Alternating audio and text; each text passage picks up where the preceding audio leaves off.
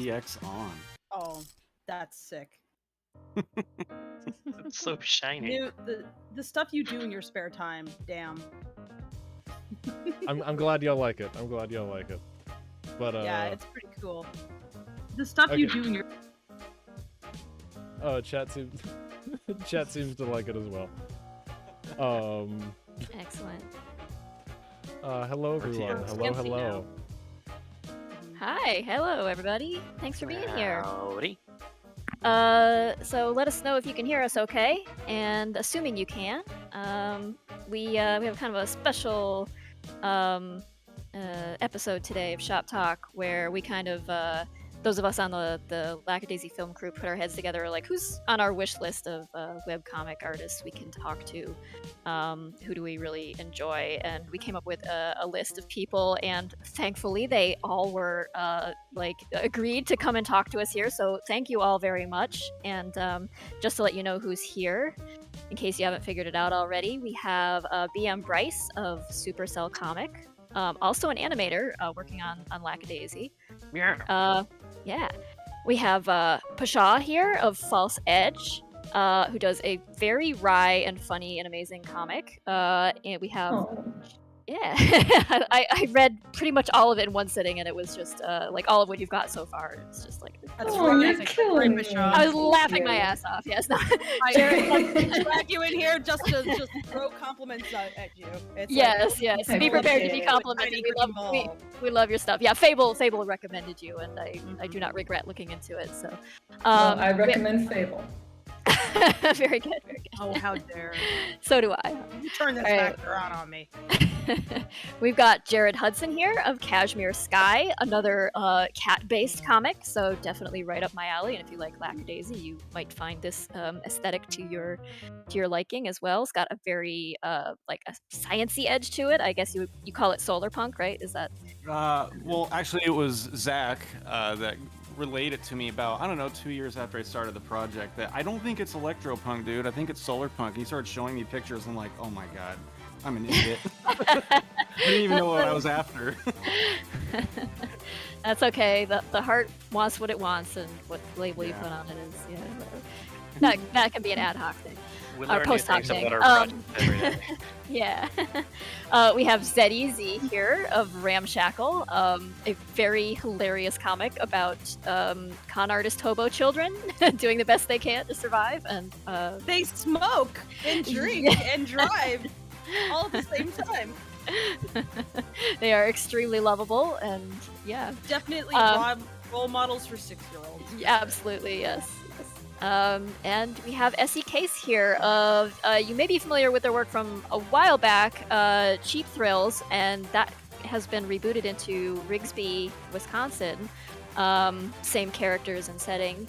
And that's kind of like I guess you would say, slice of life, about basically just the kind of the agony of teenagerhood, but it's so also funny and endearing, and just kind of pulls at your heartstrings, and it's just kind of like, I don't know, makes my heart ache for my inner teenager and all the other teenagers I knew growing up, because I don't know, you maybe in retrospect you can understand what people were going through a little bit better than you could in the moment, because you're so, I don't know, absorbed in your own adolescent struggles. But oh, go ahead. I wanted to say that when Night in the Woods came out, and I looked at and played that game, I was like, this gives me big Cheap Thrills vibes. Yeah. I've heard that before, but I don't know what that game is. Ah, okay. What? No. What? Definitely oh my god, it's so up your alley. Man, it's small town, Midwestern town that's dying, and just full of kids who are just trying to survive and escape, essentially, figuring out how to bad kids. It's not made for them. It's like you encounter people you know this person from having grown up in your own small town, your own suburban upbringing. You're like, yes, this character is so recognizable in some way. You can't put a specific name on them. It's you encountered this type of personality before and this type of person, and it's just so it's so relatable. It's a little bit uncanny. Oh, you're Napoleon Dynamite or something. You knew someone like that. Yeah. Anyway. Zeddy's Oh. having some audio issues apparently. Uh-oh. Oh. You wanna check your input, just in case. If you're having Worst case scenario, you could do it from your phone. Yeah, Usually yeah, that's that might work better. That may solve all your problems. Or at least some of them.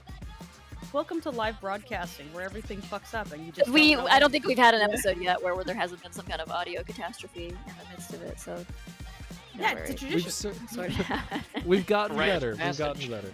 We've got better. Yeah. True. It's the champagne bottle that smashes against the side. If nothing went wrong, something worse has gone wrong elsewhere. True. Mhm. Oh, I don't like that. I don't like that thought. It's a good omen when your audio is screwed up, because then that's the worst of what you'll have to deal with. Unless it isn't. Shh. If it screws up, now you know you're a professional broadcaster. All right, so let's circle back to BM Bryce and talk about like how did you get started with your comic? What led you to doing what you do, and what has it been like for you? Like, what's the best and worst parts of it for you? Sure. So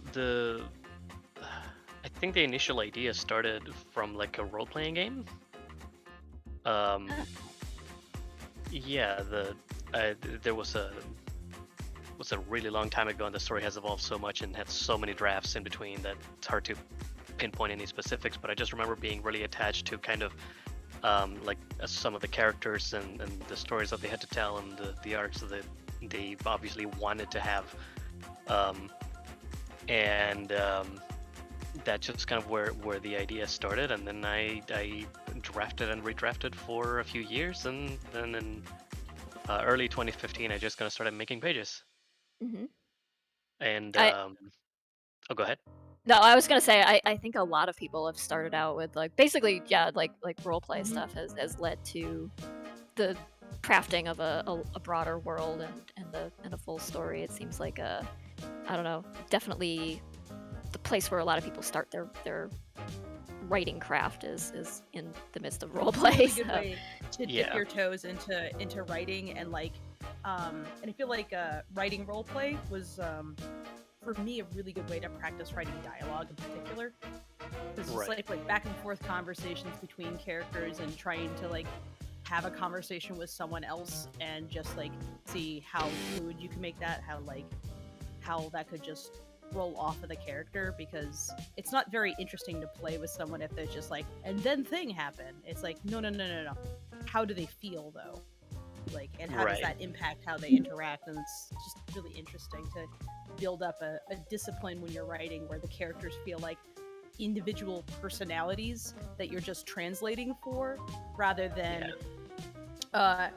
event A needs to happen to achieve plot point B or whatever. This is like not that mechanical. Yeah. So for me, there was a bit of a discrepancy early on, because one of the first things I did the moment I decided I wanted to actually write something was like stock up on like resources, like what other writers had published in the past, in terms of like, this is how I plan things, and this is how to think about the process of crafting, like story craft and such. So I very quickly dropped the angle of, oh yeah, this is like a role-playing game, and it was just like, okay, I don't want to just one-to-one translate the role-playing game. I need to do something that's like actually crafted from the get-go. And so like draft 2 of what was planned was almost completely different from the original game, and then draft 3 was almost completely different from that, and so on. So this is not at all like the original idea. This is very much like a complete departure that's like a very specifically crafted experience. I think that's pretty typical. Yeah, things to undergo some kind of dramatic evolution from where they start out. Certainly, the similar has happened with my comic. Like the initial idea was quite different from where I ended up, but yeah. It's just that sometimes you read something and you can kind of tell that they were just transcribing their role-playing games, and it's not True, bad, true. but it's a little on the just like nose. It's a little, meandering, yeah. it doesn't go anywhere. It For doesn't seem to. Yeah. Right, the missing plot direction, which isn't always a bad thing. Sometimes stuff that just kind of like yeah. It can winds work, its way but you can along. also kind of tell. Yeah, exactly. Right. Yeah. So cool. Oh, go ahead. All right, I was Eddie, saying, let's see if your phone works.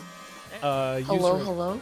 Hello. Yes. Oh, there we Oh go. my god. Loud and clear. I was like Works. talking to myself for like the longest time, and I was like, why is no one responding to me? No, it happens. We have all done this to ourselves, like talking into a muted mic and then being like, "Oh, no one likes me." Oh my god. Does anybody hear that, or is that just the wind? Yeah. Just naturally assholes Oh my to you. gosh. I was gonna say. Yes, we invited you in just to shame you. That's all. Just to ignore me. He's here. Ignore.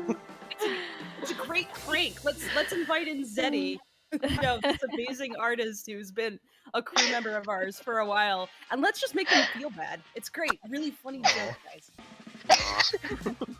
I wanted to say. Yeah, nice prank, guys. Yeah, prank, bro. Ignoring me. All right, Newt, what were you saying? Ben, I wanted to say some people in chat said that their favorite part of your works were all of your unique species designs.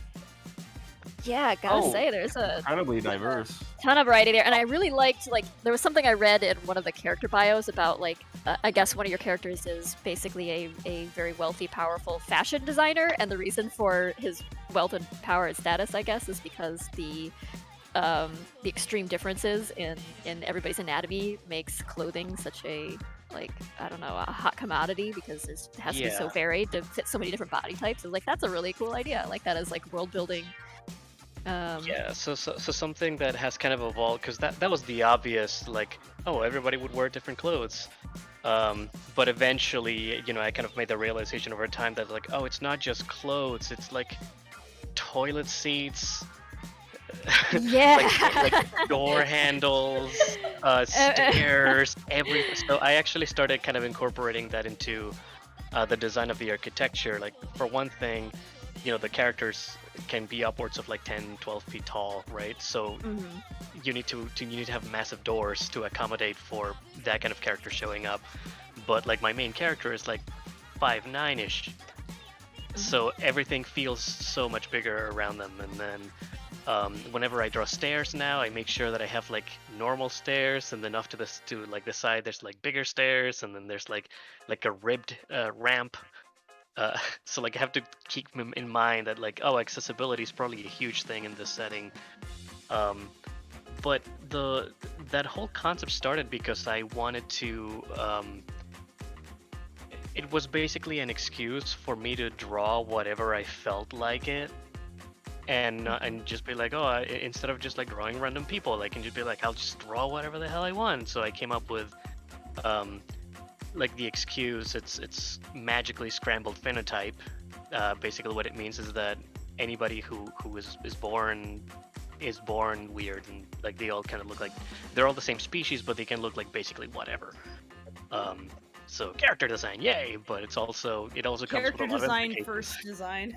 Yeah. Yeah, heck yeah. Yeah. We watched the sequel to The Croods recently, and we're like, really, like, the reason to watch this is Oh, just man. for the character design fun they were clearly Yeah. having with everything. Yeah.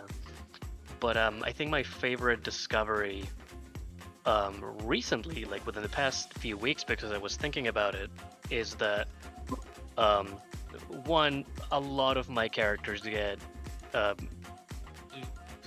for lack of a better term, misgendered a lot.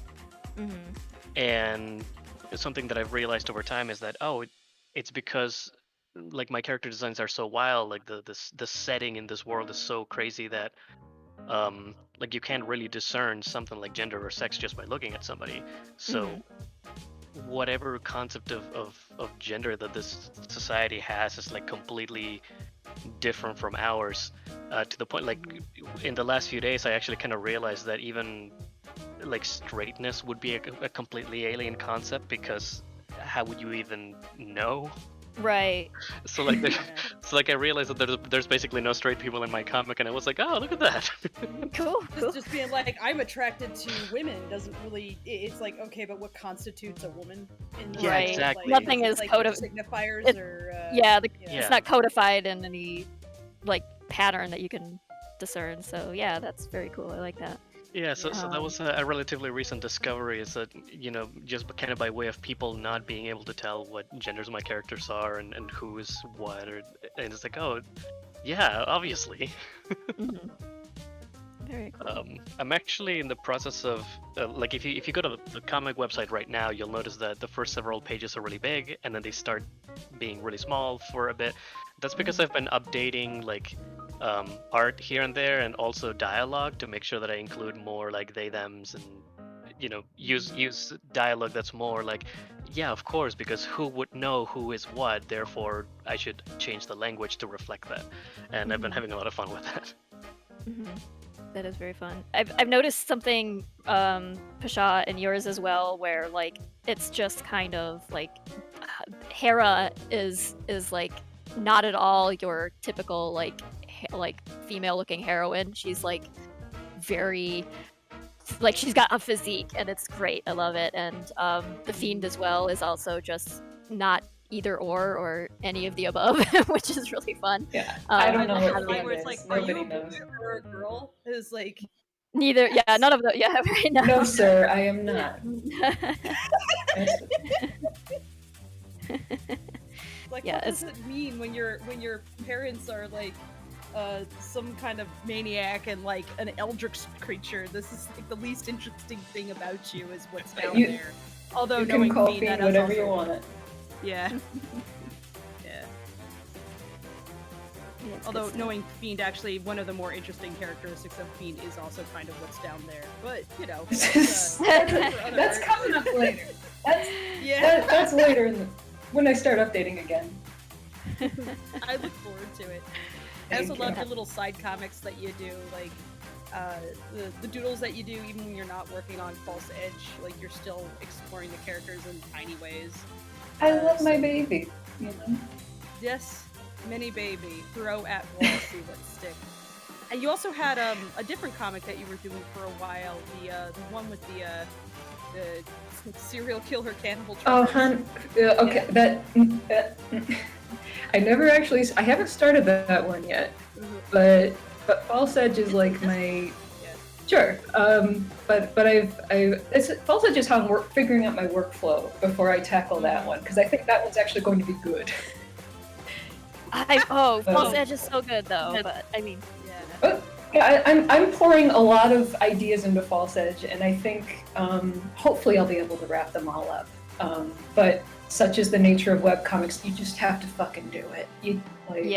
Just put something out there. You do have to kind of strike while the iron is hot. I know a lot of people get stuck in that like pre-production phase where you're like, I gotta research and I gotta get better at drawing comics before I start in on. But it's like the way you get better is to just do it. 2.5 years. Yeah. I have done almost no research on this. It's a fantasy world. I'm making up most of it as I go, and I'm thrilled that I wasted like 100 hours on this comic so far, because what I have people actually seem to enjoy reading, for one, and I can look back and go, "What'd you fuck up?" I'm sorry. Can we swear on this? Yes. What'd you fuck up on? Go. And like I'm definitely learning one of my biggest problems is that I don't work very fast, and I'm finding like little places where I'm like, I'm never doing it this way ever again. If I have a story that's like 500 pages long, I need to get it out before I die, and just spending a whole week on one page or longer is not going to work that way. I need to stop adding weird facial expressions that are not serving the narrative. More stupid faces, please. I love my stupid faces. Oh god, that is for me more than half the fun of reading or drawing a comic is the stupid faces. So I mean, I'm all in favor of indulging. Yeah, if my comic could be stupid faces, I would be very happy. I mean, how many comics have I drawn where the punchline is just stupid face? God, I feel bad. Is the stupid faces. I'm calling myself out here.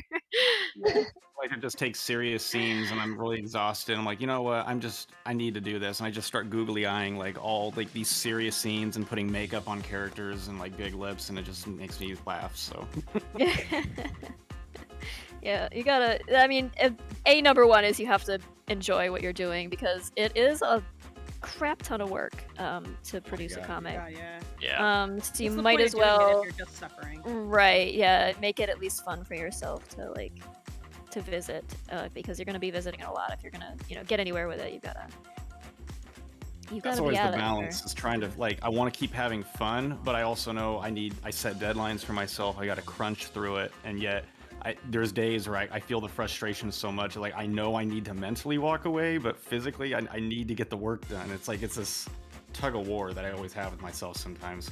Yeah, sometimes I find that it's like a kind of a breath of fresh air when I can do the mindless parts of it, and that's often just like the rendering and things and the texturing, everything, and Yeah, lighting, the drawing lighting and the planning is the hardest part. Right, it's just the page layout and the writing, and the endless editing and re-editing of dialogue and things that really Comics requires. are never done being written until they're posted, and even that's a toss-up. Right. Okay, yeah. but that's actually one of my favorite things about webcomics is that you can do DLC. Update things you're unhappy with. That's true. It's not worth it. That's a trap, though. It's a trap. Never. So here's a rule I had to tell myself before I even started. I am not allowed to go back and fix old pages. I'm not allowed to go back and redraw old pages Until you're because of the death of. Yes. If that I need to do it for print purposes, that's one thing. But if I do it because I'm like, oh, well, the art's bad, so I have to fix it, it's like, no, bitch, live with it. You have an archive of your skill. Yeah. Yeah, I can't do that. I've actually been updating a lot of my early stuff, and I'm completely happy with that. Like, I know I'm weird in that aspect, but like... I think there's a time and place for it. Like maybe you know, if you started something years and years ago and your art has just improved that much and you're like now bringing it to print or something, and you want to make it all look consistent. Yeah. Like there's absolutely that's one thing. Justify like redrawing some of your early pages or brushing them up a bit. But I think like it is also can be a trap, sort of like that pre-production thing where you get stuck like writing lore about like all this tangential stuff that doesn't really have anything to do with the story. And I did that with a prior project where I just like spent years like drawing maps and making up heraldry for characters and their families, and just like it was just it was a medieval fantasy thing, and so I was like making up lineages and all this backstory, but I really just needed to dive in and get moving on the story. But it turned into, instead of actually preparing myself to do the work, to procrastinating on doing the work because it was a scary big thing. Right. It's like so dear to you don't want to screw it up when you first are out the gate, but I think you kind of just have to you gotta just dive in head first a little bit, I think, sometimes, and because the way you learn is by just doing the actual thing instead of all the peripheral stuff. But sorry, continue. Oh, sorry. I was gonna say I think redrawing pages can kind of become a similar pattern where you're just like, instead of progressing, you just kind of go backwards and like revisit and right. And that's part of the reason why I allow myself to do it, because I don't really have that issue. Like sometimes I just sit down one day and be like, I think I'll touch up a couple of old pages, and it takes me less than a day. So if I just have that sounds perfectly reasonable. I mean, that's Problem is if you go back and correct one drawing, like if you need to do the whole page, because then it stands out. You're like, why does this look so much better than the rest of the page? It's like it's not just look consistent. I have that problem where there's pages that, so even though I'm on hiatus on my comic because it was a choice between working on comic and eating, there just wasn't enough time to do both, basically. One needs to earn money to live, and unfortunately, my life has not been stable enough to focus on comics for a bit. So I have had the latest chapter of my comic is actually like all sketched out and all that. But like every time I go back to it, because every so often I will go back to it and try to like do at least a little bit of work, I end up having to redraw chunks because it's been months since I touched a page, and I'm like, oh, well, I have to fix this face here, and then I realize that every other face is bad now. So it's like, the readers don't it's care. Like, They Yeah, don't and- care. They Like, just want more personally- story.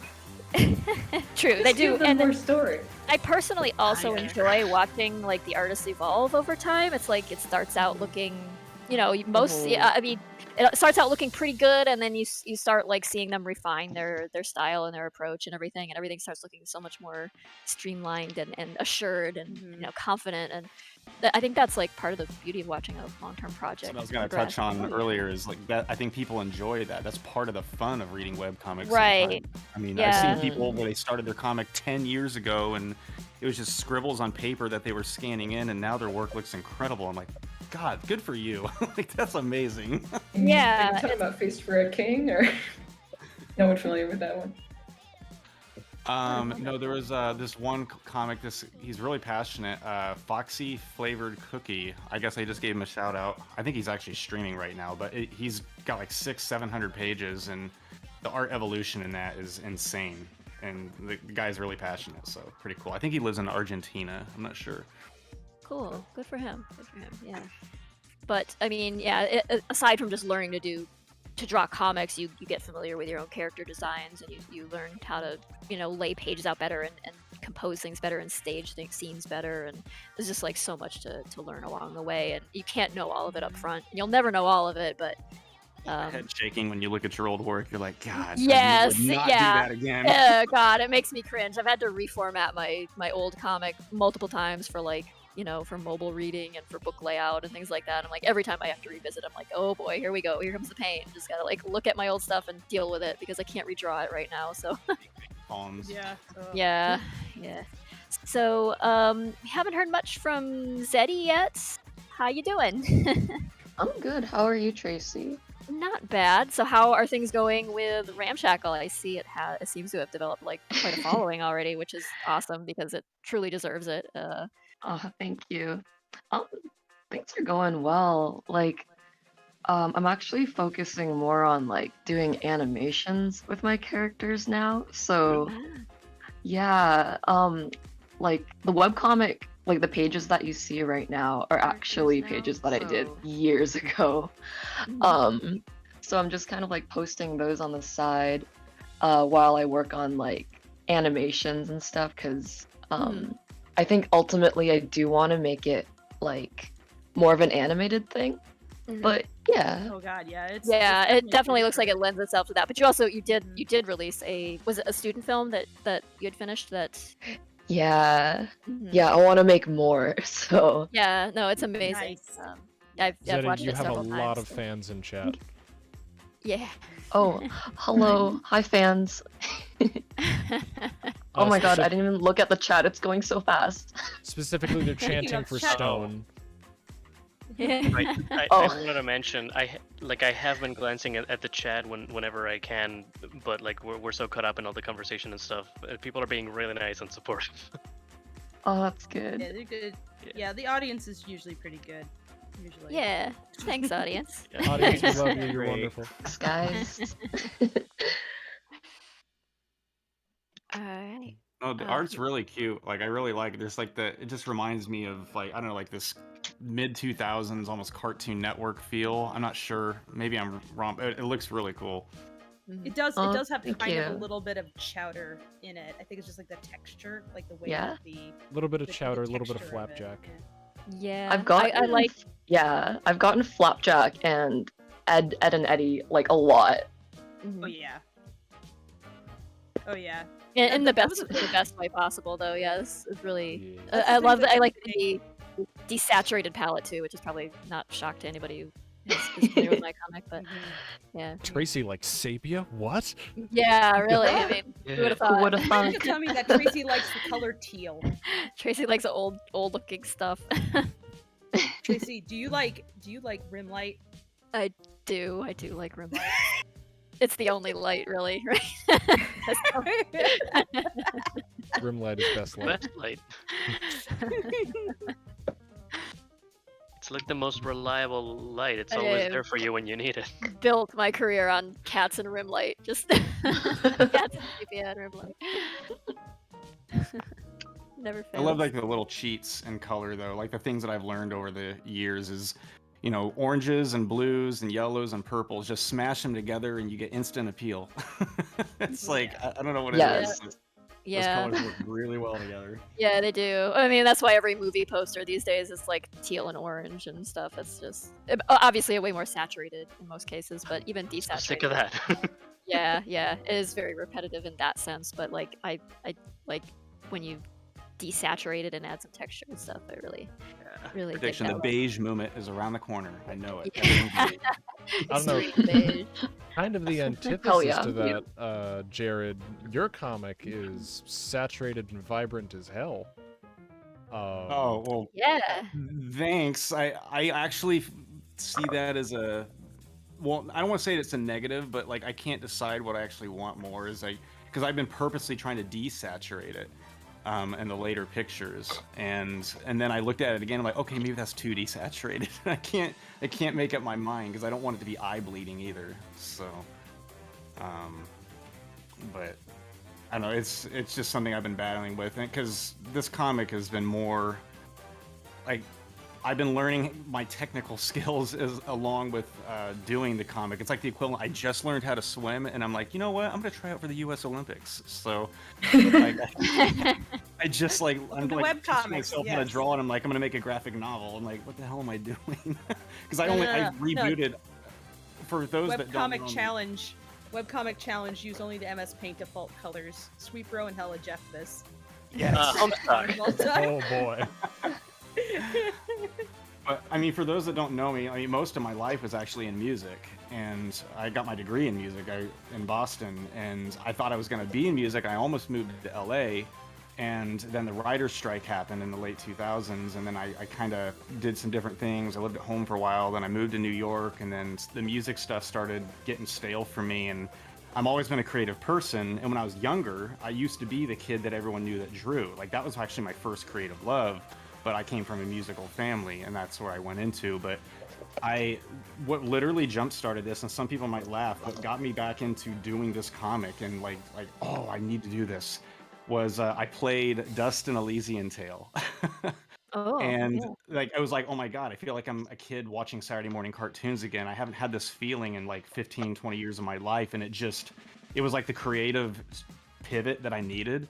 And I knew, it's like, it was just like this biggest light bulb eureka moment that went off for me. It's like, I knew what I had to do. And like, I was taking all the elements, like I grew up with cartoons. I love cartoons. And I wanted to take that and use all the influences I had growing up and apply it to my own world and story. And so that's kind of how I got started. So I kind of couldn't really draw a character to save my life. I started all this like 2014. And I didn't start the comic until 2017, or actually late 2016. And then the last page for Volume 1 that went online was last summer, but I'd finished it in like December 2019. So now I've been working on Volume 2, and I've got like 37 pages finished so far, but I'm still building the buffer before I can launch it. So yeah, that's kind of that in a nutshell. Hopefully I wasn't rambling too much. No, not at all. Yeah, no, I love hearing about like where this stuff comes from, like what were the seeds that kind of like were planted in your childhood that led to you drawing this particular thing. Well, I mean, I read comics as a kid, but not like superhero comics. The comics that I consumed were Far Side and Calvin and Hobbes. That was really my upbringing. Yeah, same. I was a Hey.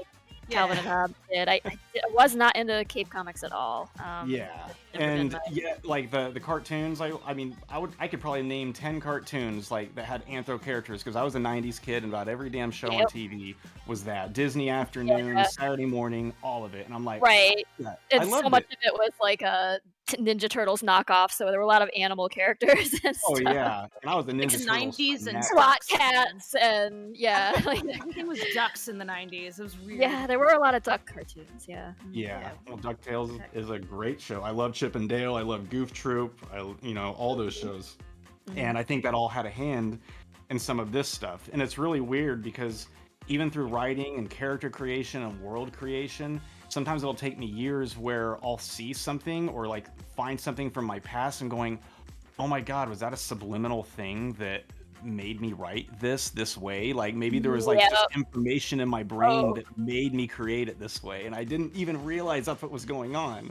Yep. And I went and reread like some Animorphs books not that long ago, and I was like, oh Jesus, this really had more influence on my style and focuses than I even realized.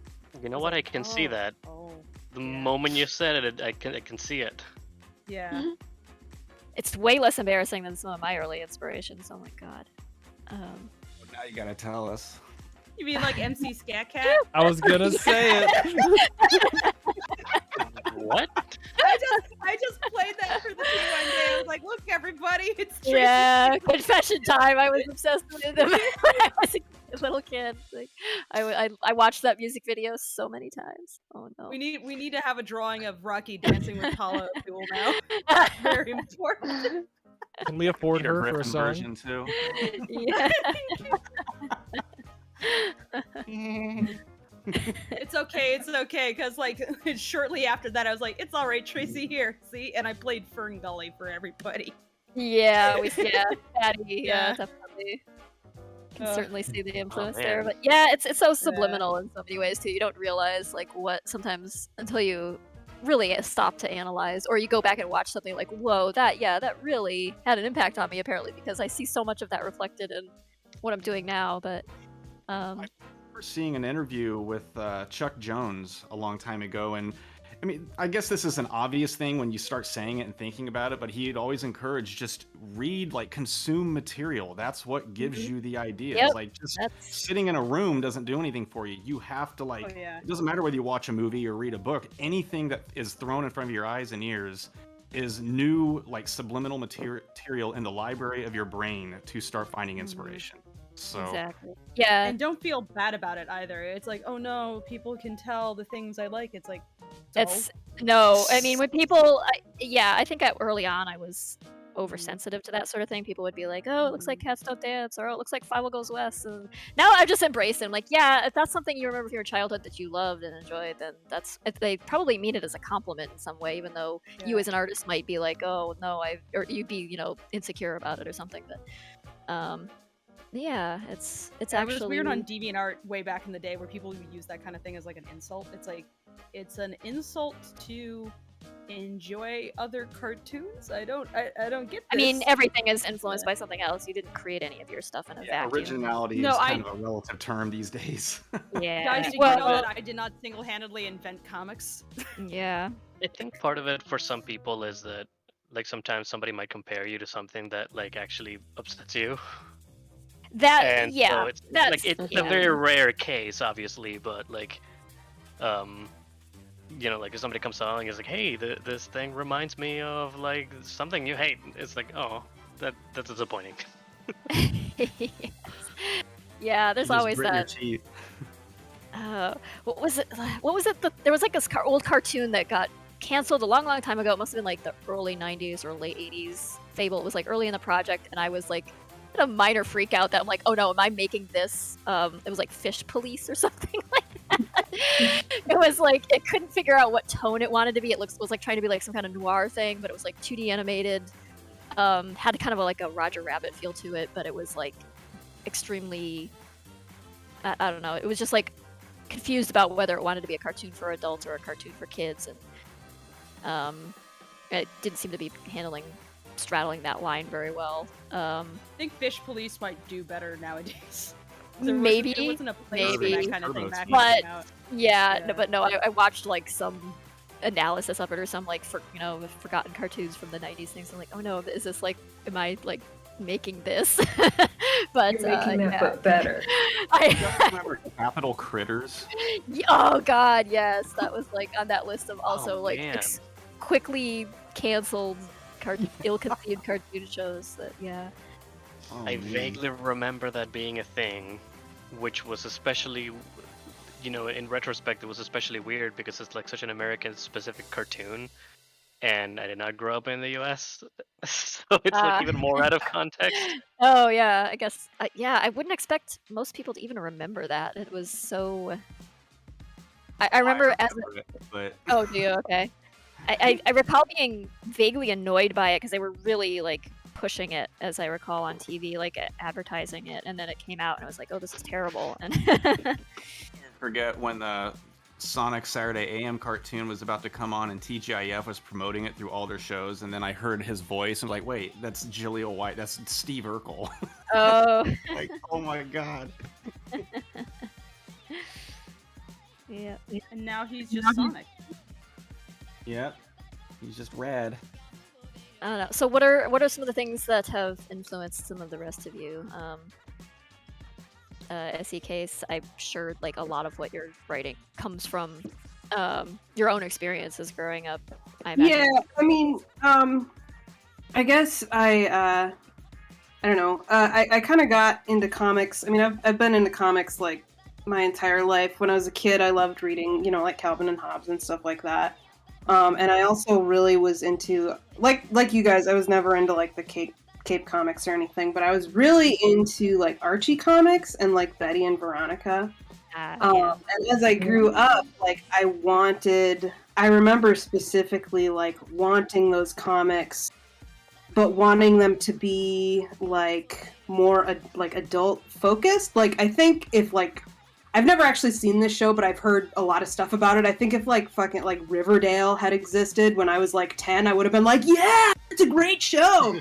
But, like, so I remember having a desire to have like comics about, people my age, but that were more, like, I feel like a lot of like young adult fiction is a little bit sanitized, which is, totally.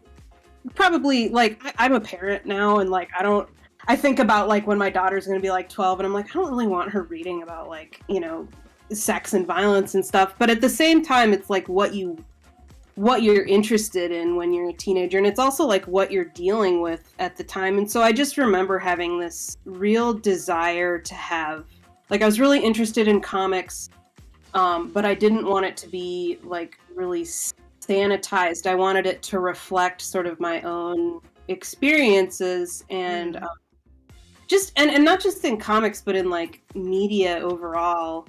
I remember looking at it and never really seeing people that were like me and my friends like represented in media so much. I mean, you saw them sometimes, but they were never like the main characters, and they were never, the center of the story. Right. You'd get something more like 90210 or Saved by the Bell type stuff. I was Like like, that is not what teenagerhood was like at all. Like, yeah. yeah.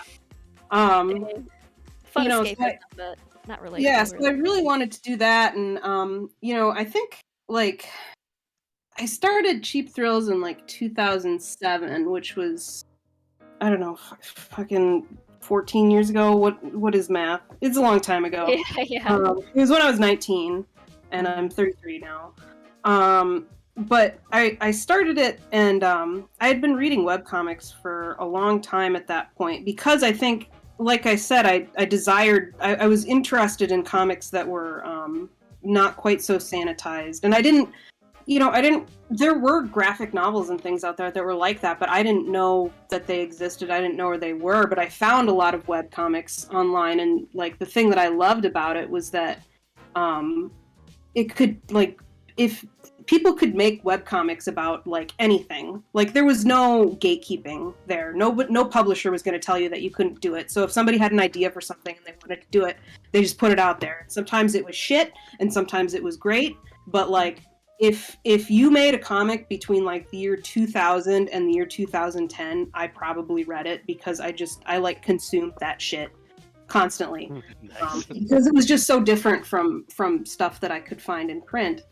And so like, I guess as far as like making Cheap Thrills, like I had made comics previous to that, but they were always, they were like little floppy comics that were like zine type of things. Like, you do your art and then you put it on a photocopier and you get out your fucking long arm staple it all together and you give it to your friends. But this was like the first like long form sort of thing that I had ever done, and so I decided I wanted to put it on the web. I didn't want to try to, and like if you look at the original pages of Cheap Thrills from like 2007, they are absolute dog shit. Like they are the worst thing you will ever see in your life. No. I That's- strongly disagree, but yeah. Listen, I've seen some things. But like, you know, I- it was a way to like I just wanted to put it out there and get it started. Right. You know, without having to try to find a publisher or anything. So I mean, and then I kind of I did that until I think 2012. In like December of 2012, I put up the last page, and then I sort of abandoned it for like 6 years. And then I came back to it. Or I didn't come back to it. I decided to make a whole new comic in like 2019, which is Rigsby, Wisconsin. And that comic, I decided to kind of circle back around to the same idea, and I still really liked the characters and everything. And so I started working on that, and the perspective on that is a little bit different because it is about teenagers, and it is about growing up, sort of like in the same way Cheap Thrills is, but it's kind of interesting to work on now because my perspective is different. Because when I started Cheap Thrills, I was a teenager, and now I'm in my fucking 30s and I'm old, and so I feel like in some ways I like working on it because it sort of allows me to remember what it was like to be a teenager, but also have a more nuanced perspective of it. I think. Distance and perspective is just exactly.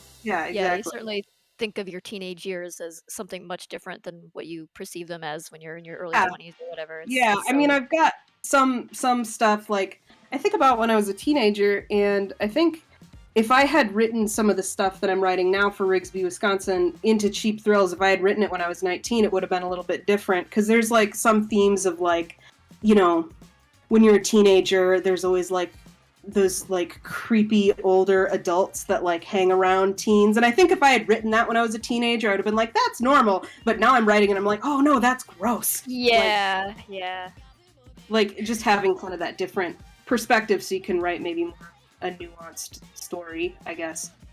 Right, yeah, as a teen, it's like, oh, who's this cool adult who wants to hang out with and then when you are like 25 years to give me like, whoa, oh awesome. no. It's like, that guy is a sexual predator. Get away from that guy.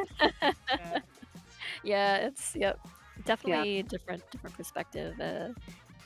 Both comics are really truly, and you are also continuing, like you're finishing at least chapter 4, right? Yes, yeah, it's coming back to like the discussion about never redrawing pages or never restarting. You could do that, but another option is to restart your comic entirely, do that for like a year, and then decide to come back to your old comic and then do both of them at the same time, which Why is not have your cake and eat it too? I mean, you are your own editor and layout artist. Yeah, you can make those decisions for yourself when you're a webcomic artist. That's one of the beautiful things about exactly. it. And actually, I at first I was like, what the fuck am I doing? Why am I doing both of these? But I really actually enjoy doing both of them at the same time because they are very different. And it allows me to explore, different things simultaneously. Because I remember when I was doing Cheap Thrills originally, there was this sort of, the story is very long, and there was a desire to, I would be working on one part of it, and I'd be like, why can't I be to this other part now? Because that's what I want to be working on. And now that I have 2 stories, I can do like, stupid teenager stuff in one, and then like sad, morose, depressed man in the other, and I can work on them simultaneously, and I don't get sort of stymied by,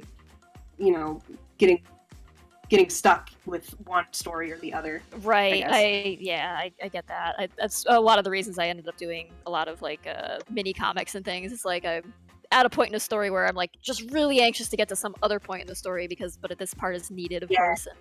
And, so like so you just like break off and draw something silly and stupid instead. But head comics are great for that, I think, too. Yeah. Kind of just little vignettes you can visit when you need a break from the stuff you've been kind of drowning in. Yeah, especially with my comics, sometimes I'm like, this is too sad, and I can't I can't deal with it. I need to draw like a stupid comic about butts or something, you know? I hate it when you're like really late in the writing process and you get it all drawn and then you just stand back and you're like, oh no, I've put in all this work and the tone I've already set. Like you see it after it's done and you're like, oh shit, do I continue or do I completely just throw this all away and start again? Yeah. Yeah. I've done stuff where I'm like, oh, this is getting too bad. This is too sad. Like it needs a pick me up. It needs an icebreaker, and I don't know how to do it. And, like I've locked myself into a position. So Yeah, like timing and pacing is a very difficult thing to get right, especially when you're doing a project like long term. You can't really step back.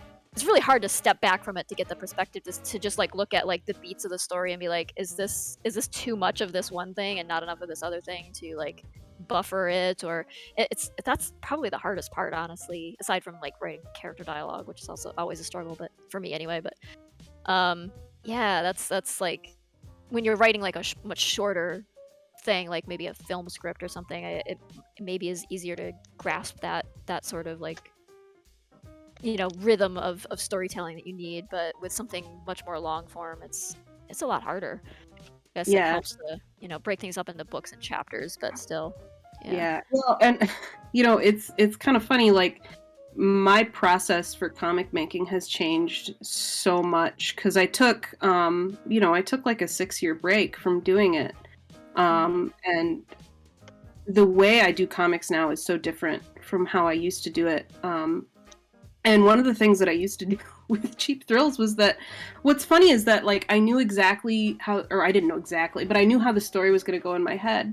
But I never had a script. Like I never would write out pages in advance, which it really helped me like not get into the weeds as far as like rewriting over and over and over again. Because now I have a long script. I usually write out almost the whole script for the chapter before I even start drawing it.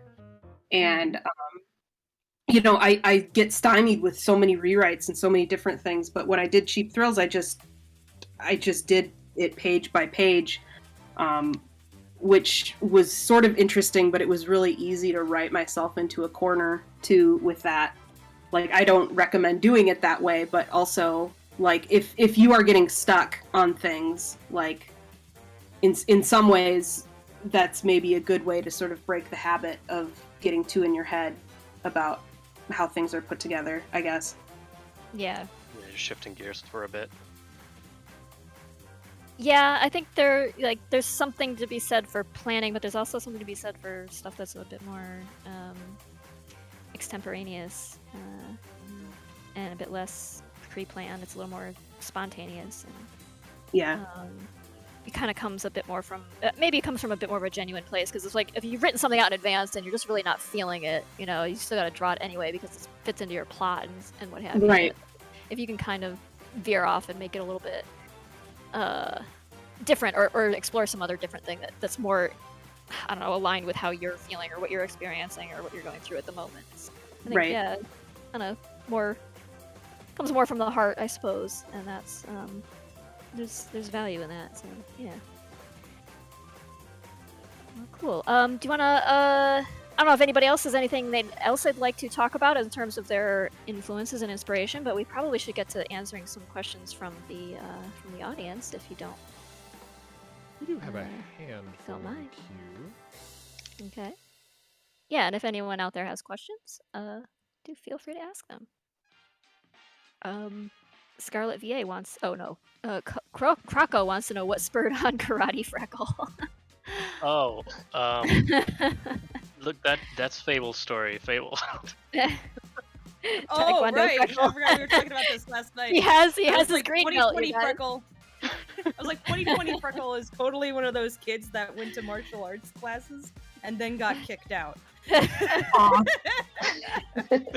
Imagine sparring sessions where he just ends up grappling and biting the other children, and they're like, "Please leave."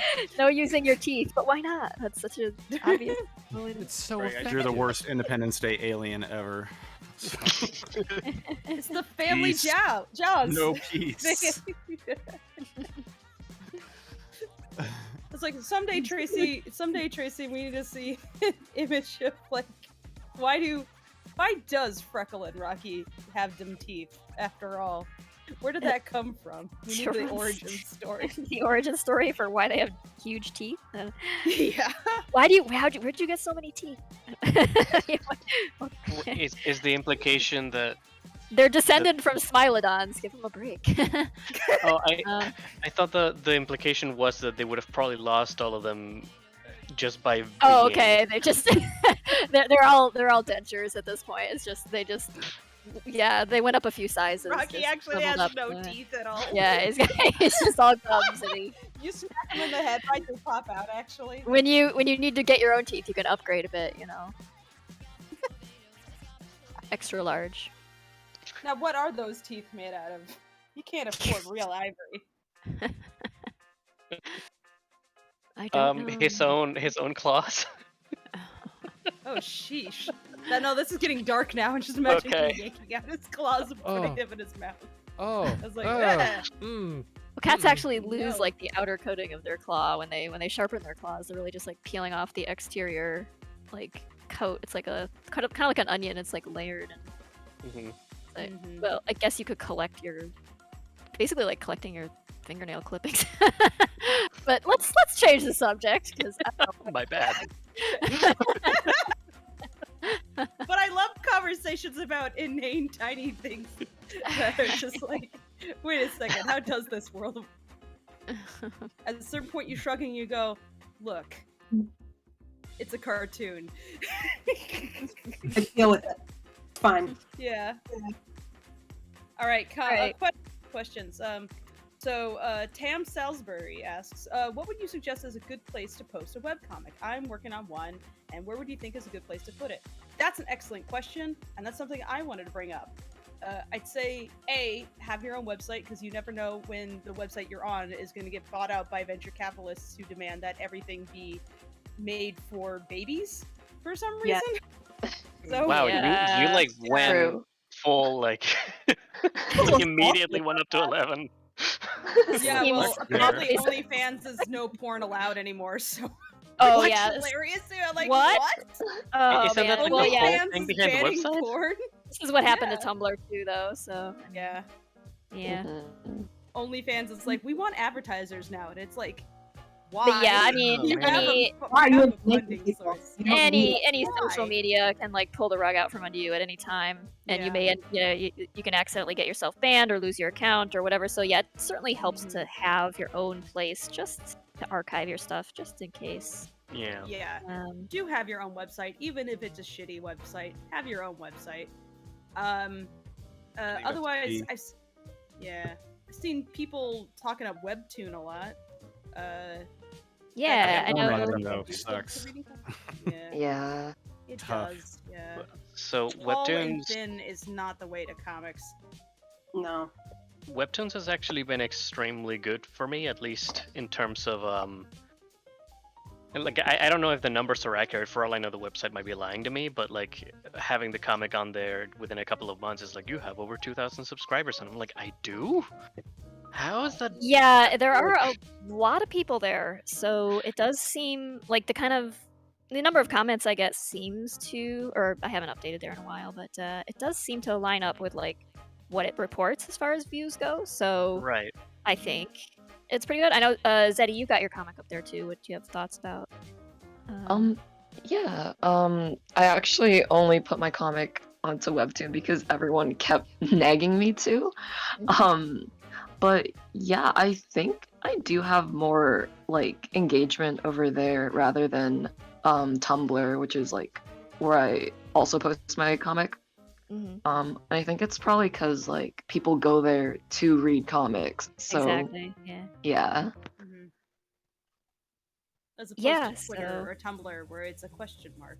Yeah. I mean, it does Yeah. have. DeviantArt, where they decided to not make it easy for things. Right. It does have Um, its limitations. Like there's really not much customization you can do to your own page. I don't think you can even get like a custom URL for it or anything. It's just like no. whatever they yeah. assign you, and you can put like your avatar there, and that's about it. But it is like a very busy place. Lots of people posting their comics there. I know they have like, what do they have? They used to call it Discovery. I don't know if they still call it that. Like And then they've got like featured comics, and those people are like on their payroll, and they feature them like up at the top of their main page and everything. And I mean, some of those comics have gotten like option for movie deals and things at this point, so it is seeming to pick up steam as far as like, I don't know, it's definitely like done something toward making webcomics more mainstream, for better or worse. And yeah, so I mean, certainly worth checking out. I know Tapas is another thing, maybe similar vein. Tapas is weird.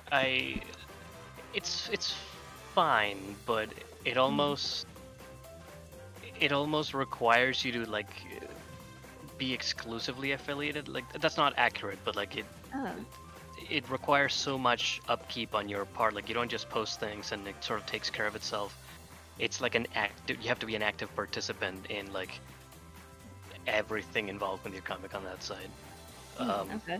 I mean, that's not a bad thing, I guess, but like it, again, just kind of mentioning Webtoons again, you can just post something there, and I don't know if it like self-advertises or what, but I struggle getting an audience a lot, and the fact that I put it on Webtoons and it just kind of started like climbing those numbers really quick was like whoa. Whereas in Tapas, it's like, okay, I don't have the energy to keep throwing time at this website trying to climb that ladder, I guess. Right, yeah. The audience building can be, painfully slow. Especially, when you're super enthused about the thing you're doing, you really want other people to, look at it and be able to, engage with them and everything. Say, oh, well, you shouldn't need other people in order to put up your comic. But I do want people to read it. Yeah. I do actually want people to read it. So. I want people to talk to me about it. If I didn't just draw it and then put it in a folder under my bed and nobody would ever look at it. I put it on look at it. If that's all that I needed, then that's what I would do. I would never put it on the internet. Put it on the internet for no reason. Yeah. The Emily Dickinson of furry comics. Wow. Something to strive for. The ideal, actually. Speaking of, it's like, so Case, Cheap Thrills is a furry comic, but then Rigsby is not. Yes. So what led to that decision? I'm curious. Well, so originally, Cheap Thrills actually, when I originally came up with the story, was not animal characters, but I did not feel confident in drawing humans. So I decided that I was going to make them animal characters, although again, going back to how terrible the original comics were, I didn't do that great of a job of drawing the animal characters either, but I just thought that the animal characters were very expressive, and they added a little bit of visual interest, but mostly it was just like a confidence thing. I didn't feel confident that I could do as good of a job with human characters. It wasn't like a decision that I made because I was like, I want this to be a part of, the world building or whatever. It was more just like aesthetics. And then when I decided to do Rigsby,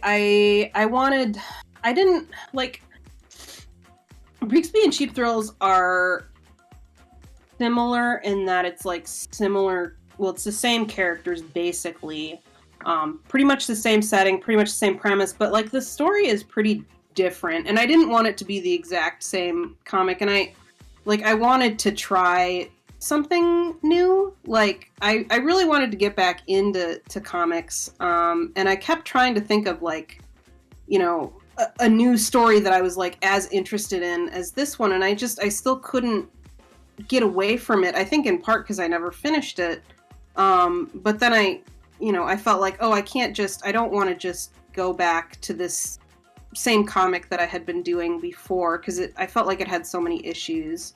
I kind of wanted a fresh start, but at the same time, I was like, I don't just want to do the exact same thing over again.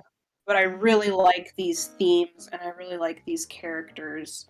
And maybe I'll try it with human characters this time, because then, there's a certain, like Tracy was kind of talking about it a little bit earlier about like, what's the right tone for this? Like with animal characters, there's always a little bit of like a kind of a silly tone to things, even when it is dramatic. And I think I sort of wanted to. I like that about Cheap Thrills. Like, there are certain things that I can do in Cheap Thrills that I can't really do in Rigsby, as far as just like weird, dramatic, but also stupid things. Yeah. If that makes sense. I'm not sure how to explain it. There's like this level of just one step removal from additional step of removal from reality that just like, a little bit more abstraction that makes it just a little bit more forgivable when you get weird. I think exactly. So Yeah. Rigsby was meant to be just like a little bit more realistic, I think. But yeah, I mean, like, I still really like working with animal characters. I'm actually working on another comic right now that I'm still not sure how I'm going to publish it, but it'll probably be a webcomic about some dogs who, they're like these dog characters, and they accidentally murder somebody, and they like go on the run to try to, get away from the police or whatever. And it's originally, when I originally wrote it, it was like this extremely, it was, not meant to be like animal characters, supposed to be people. It was supposed to be this very like serious, like heavy drama. And as I was writing it, I was like, this is just too heavy. It's almost stupid. And so I was like, let's make it very stupid. And so I changed it, and I was like, now they're going to be dogs, and they're going to be doing stupid shit. And I'm really excited about it because it's going to be very stupid. But like, I think having the right kind of character really makes a difference as far as like the tone of what it is that you're trying to do. Yeah, people definitely get something different. Like it's another sort of codification, I think, for like this is the kind of story you can expect from this kind of character who looks like this. But I think you do a really amazing job of just like characterizing them very strongly, whether you're drawing these characters as humans or as animals. It's like it's so easy to recognize them from one comic to the other. This is kind of really cool. Just excellent character design and excellent, just obviously full sense of like who these characters are all around.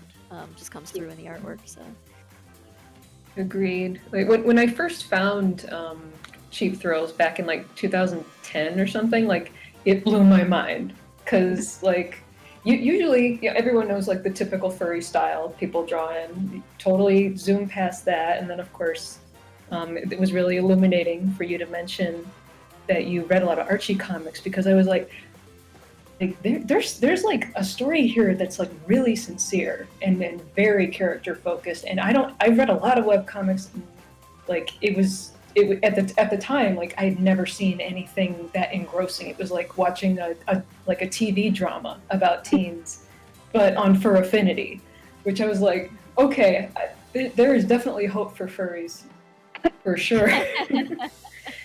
Is there though? Is there? Yeah, I mean, I mean, some of us.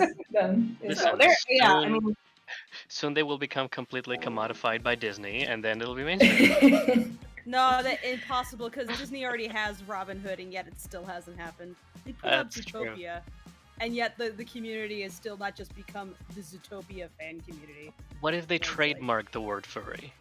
They're gonna have. I have a feeling that Disney won't want to touch that one. They don't want that association. We got. All right. We gotta make sure it remains a shameful, dirty word so that Disney. Can I just say one more thing about that? Like, I think making the characters like animal characters in the first place, like there was like say what you will about furries, but there was like a built-in audience for it there, where I think if maybe they had been human characters initially, people wouldn't have been quite as interested. Because I think there were a lot of business decisions. I think, honestly, being perfectly honest, I think the only reason I have been able to make a living doing Lackadaisy is because furries are awesome and they are very, very much supportive of the arts. And I think if I didn't have, my comic might have been a little bit more successful if I had just been like, instead of zombies, it'd be like, they're all animal zombies instead. Big titty fox Probably would ladies. have gotten done better. Yeah. Not to minimize. Everybody in the chat. No, not at all. Yeah. But that was I already had a pre-existing furry audience, and I wasn't thinking about it. But also, I just wanted to draw body horror really bad, and it comes off a little different when they're animals. So Yeah. instead, I have that body horror that is reminiscent of animal stuff, but that's because I just like drawing weird anatomy. So, all right, more questions? You guys good? Yeah. Yep. All right. Oh, here's a question from Leandro Fernandez asks, how do you guys name your background layers for animation? For example, are there props and background? This is an animation question, but I think this can apply to comics. If there are props and background elements in front of the character, would you name them BG level 2 or overlay BG? Yes. I find it personally a good idea when I'm working on my comic to name my layers so that I don't like get confused as to what the hell's going on, or if I need to edit something, I know where to go. But that's not how everybody works. So I was going to say all of my layers are named like layer 1, layer 2, layer 3. Yeah. I have a yeah. I get kind of lazy. chaotic. I'm kind of chaotic. I just do everything on one layer. Yeah, I mean, if I'm doing something that I have to share with someone else, I'll definitely name the layers. But if it's just for me, I'm just like, let's just make this garbage and just whatever. Yeah. I used to make a. Sorry. I was gonna say I used to be very meticulous with my layer naming, just because I wanted to make sure that I kept things organized early on. But nowadays I have such a streamlined process that I don't need to name them anymore. I know what they are based on where they are relative to any other layer around them. Yeah, well, even if you aren't naming your layers, you kind of have a system of like, kind of your setup for each page kind of like resembles the setup for the preceding page.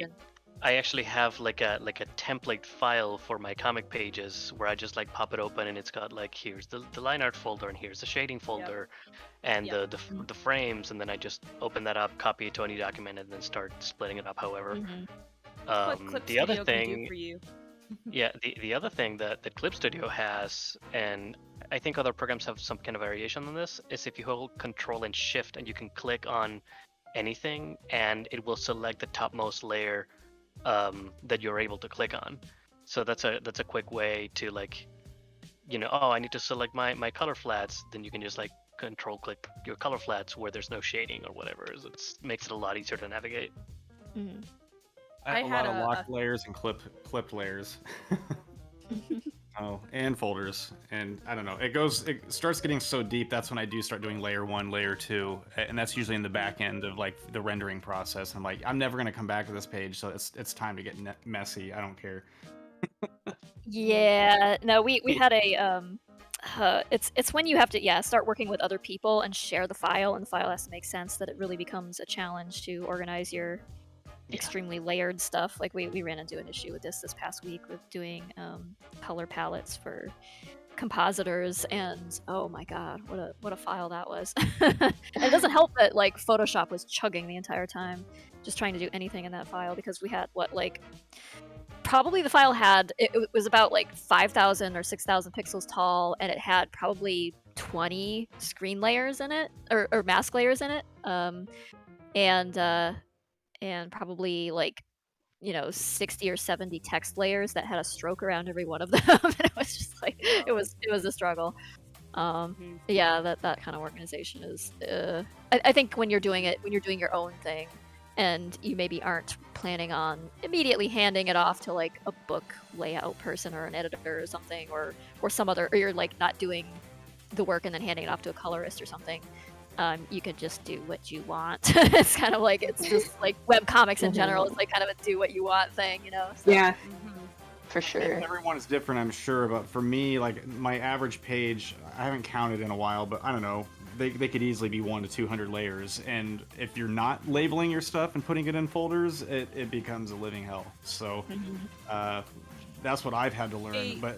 But I, again, layer 1, layer 2, I only allow to happen when I'm almost done.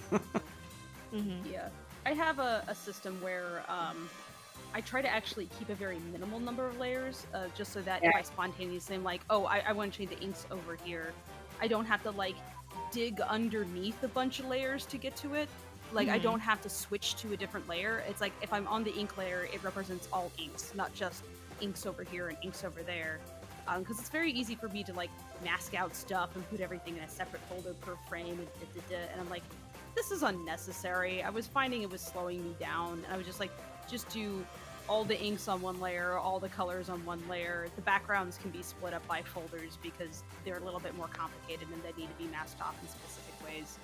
But if I want to just go and fix things, like the less time that I have to sort through shit in the program, the better. So I just don't want to think that much. I operate that way at the sketch process, but once I get to the line art and rendering process, that's when my layers have to get really meticulous. So I have done like all combination drawing, but the problem is I like to use the liquify tool sometimes, and you get a better accurate selection when you keep that one drawing separate from the rest rather than using the selection tool, at least from my experience. We were also having an issue where so Tracy's like mini comics have been getting adapted into comic dubs on this channel, which by the way, if you guys are interested, you can go look at the what comic dub playlist, just say.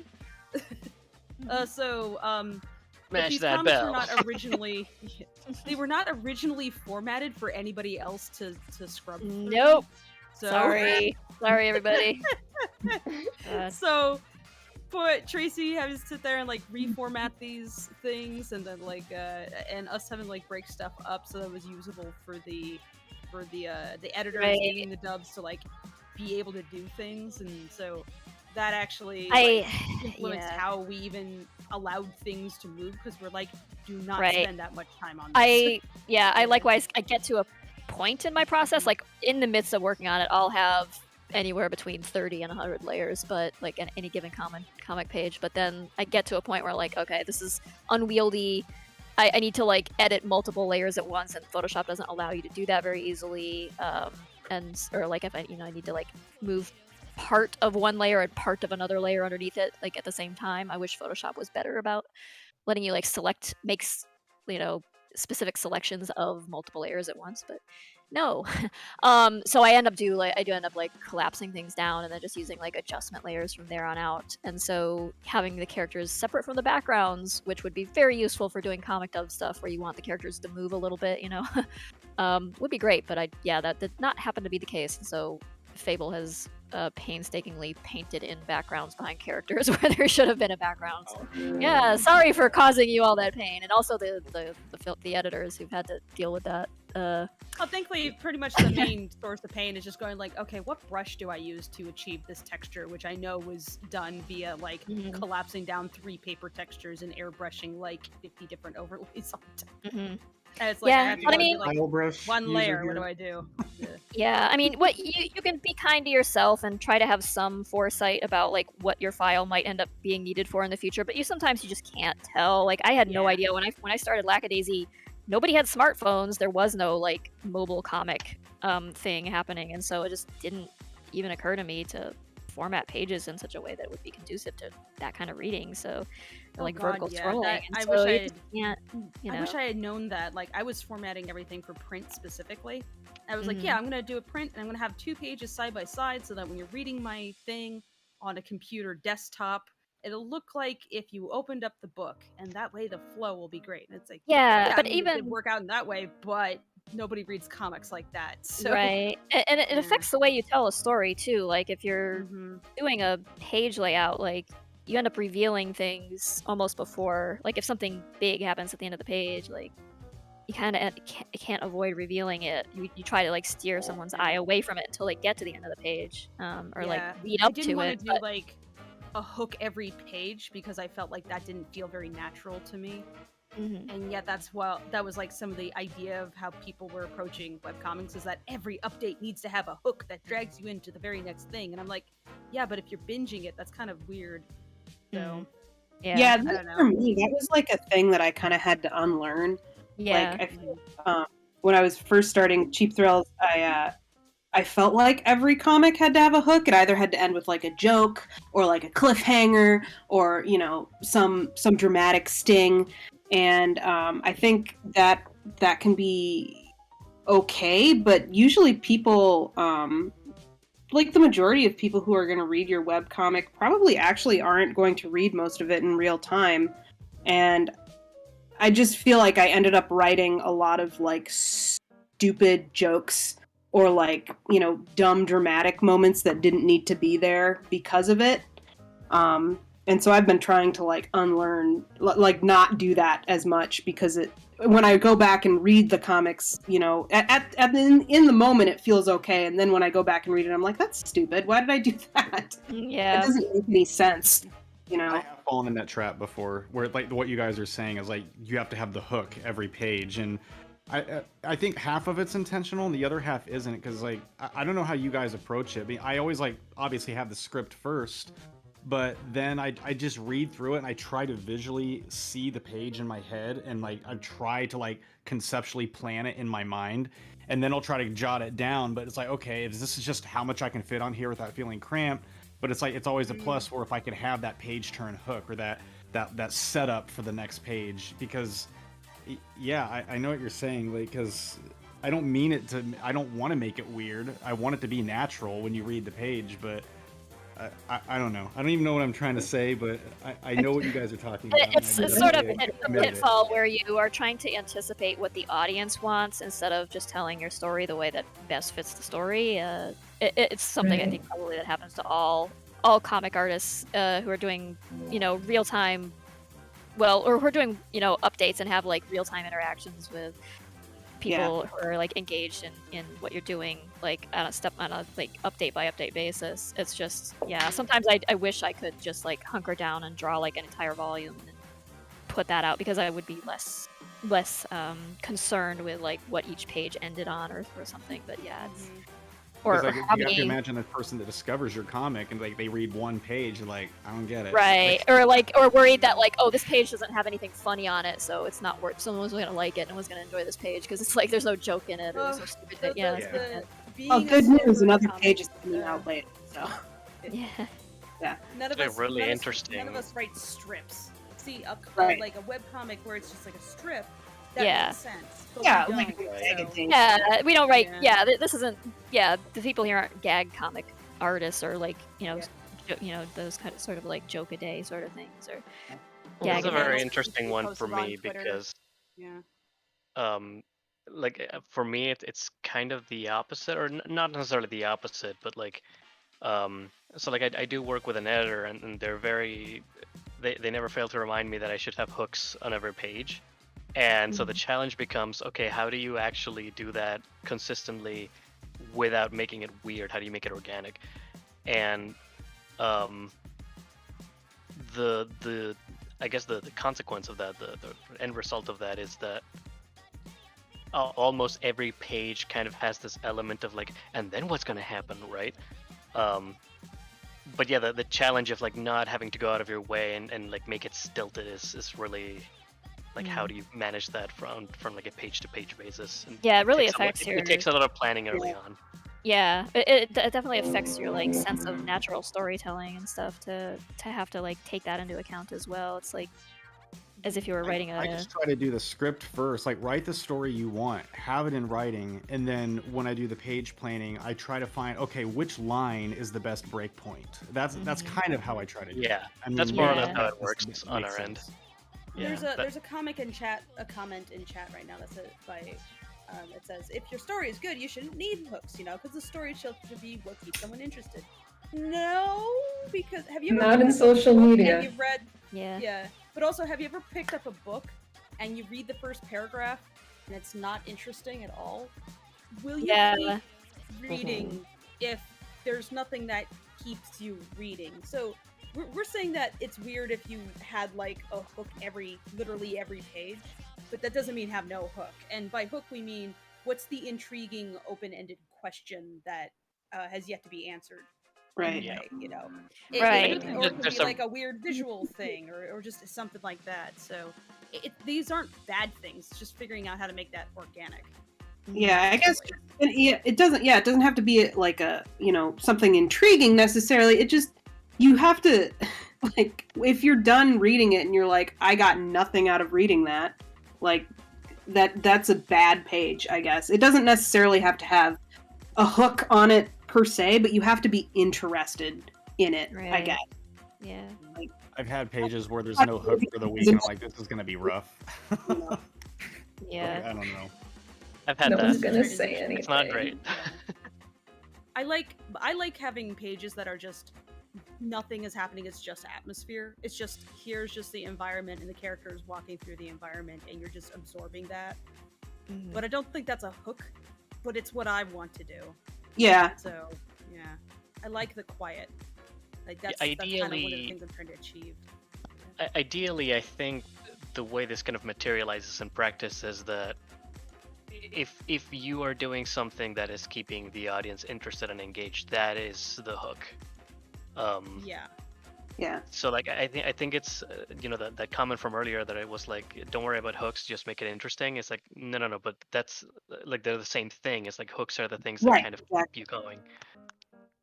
Yeah, but it doesn't stop you. Like logically you know that, but it doesn't stop you from feeling like insecure and like you're failing if you have like a bunch of action. Like there's a shootout or something, and then the next several pages are just a couple characters having a conversation that's very plot relevant. But it's like, how do I make this as interesting as that? Like, no, everybody's gonna lose interest. You just feel that way as you're working. It's just part of it. Yeah. You have to have doesn't those help like either.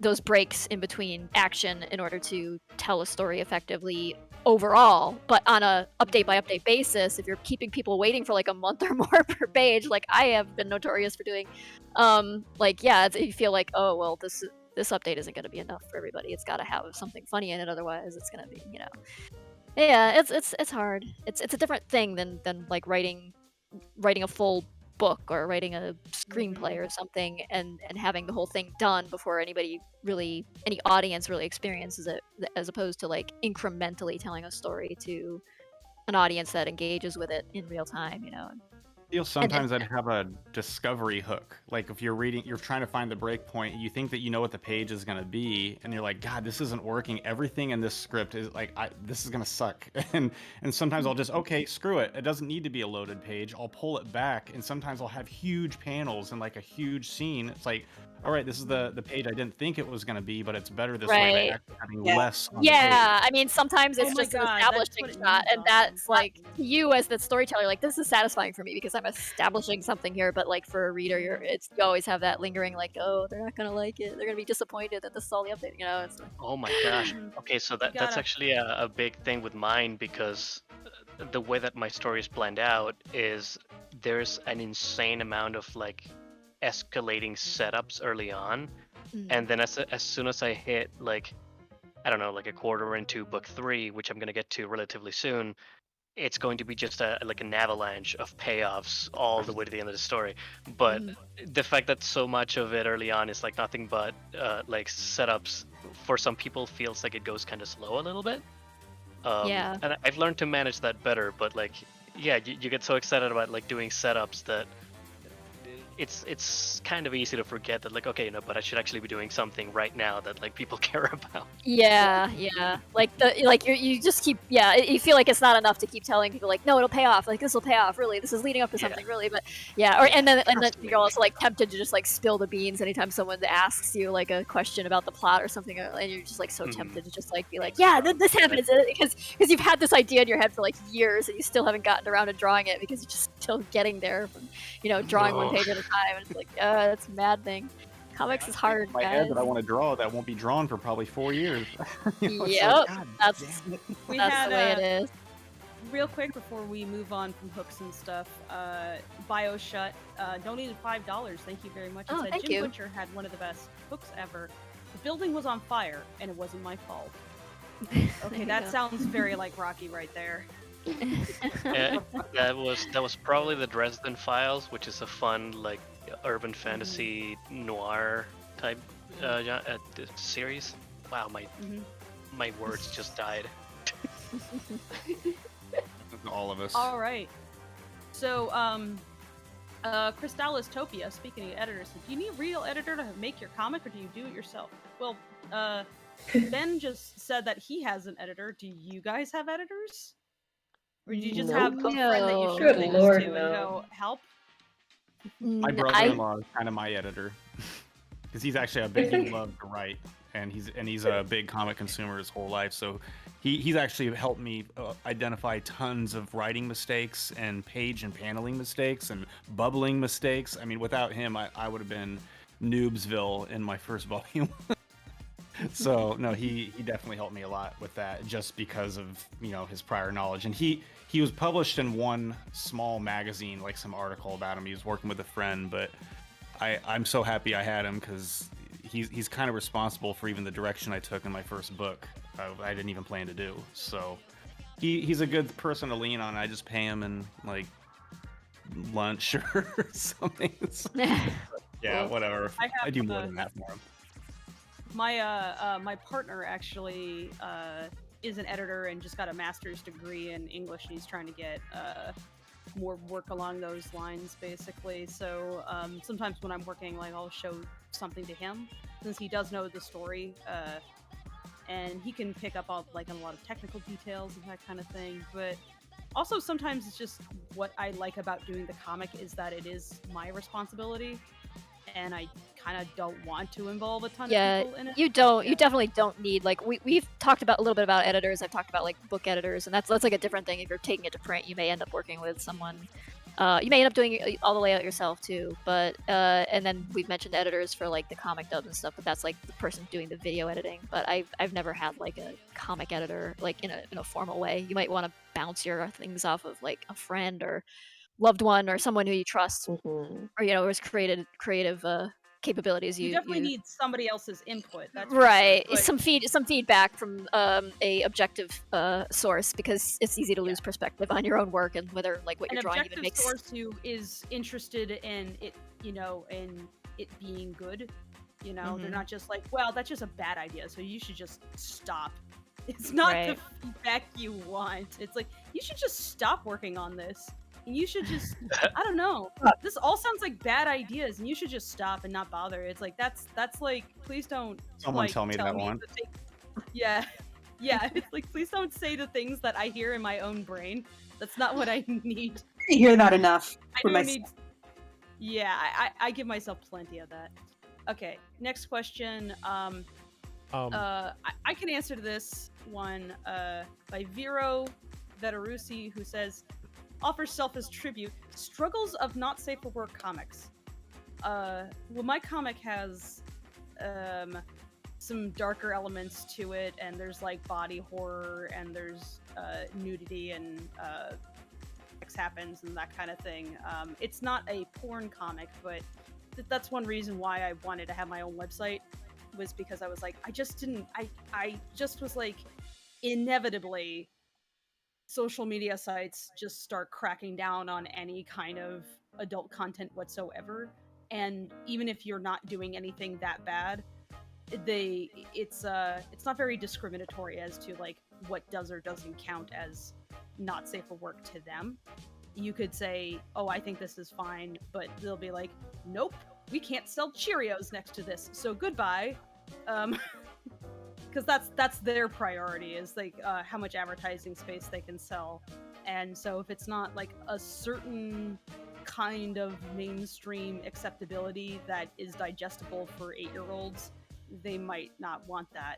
But also, you and I might personally not want it to be the kind of thing that 8-year-olds would stumble across. So I think do we have any do any of you have, I mean, I don't think any of the comics that you guys are currently working on are NSFW sort of material, so I don't know if any of you have like really have experience with like occasionally not on like a porn level, but there is there's some nudity and there's a lot of drug use and things like that. And for me, like I've never put like my government name on any of my just because I've always retained a day job.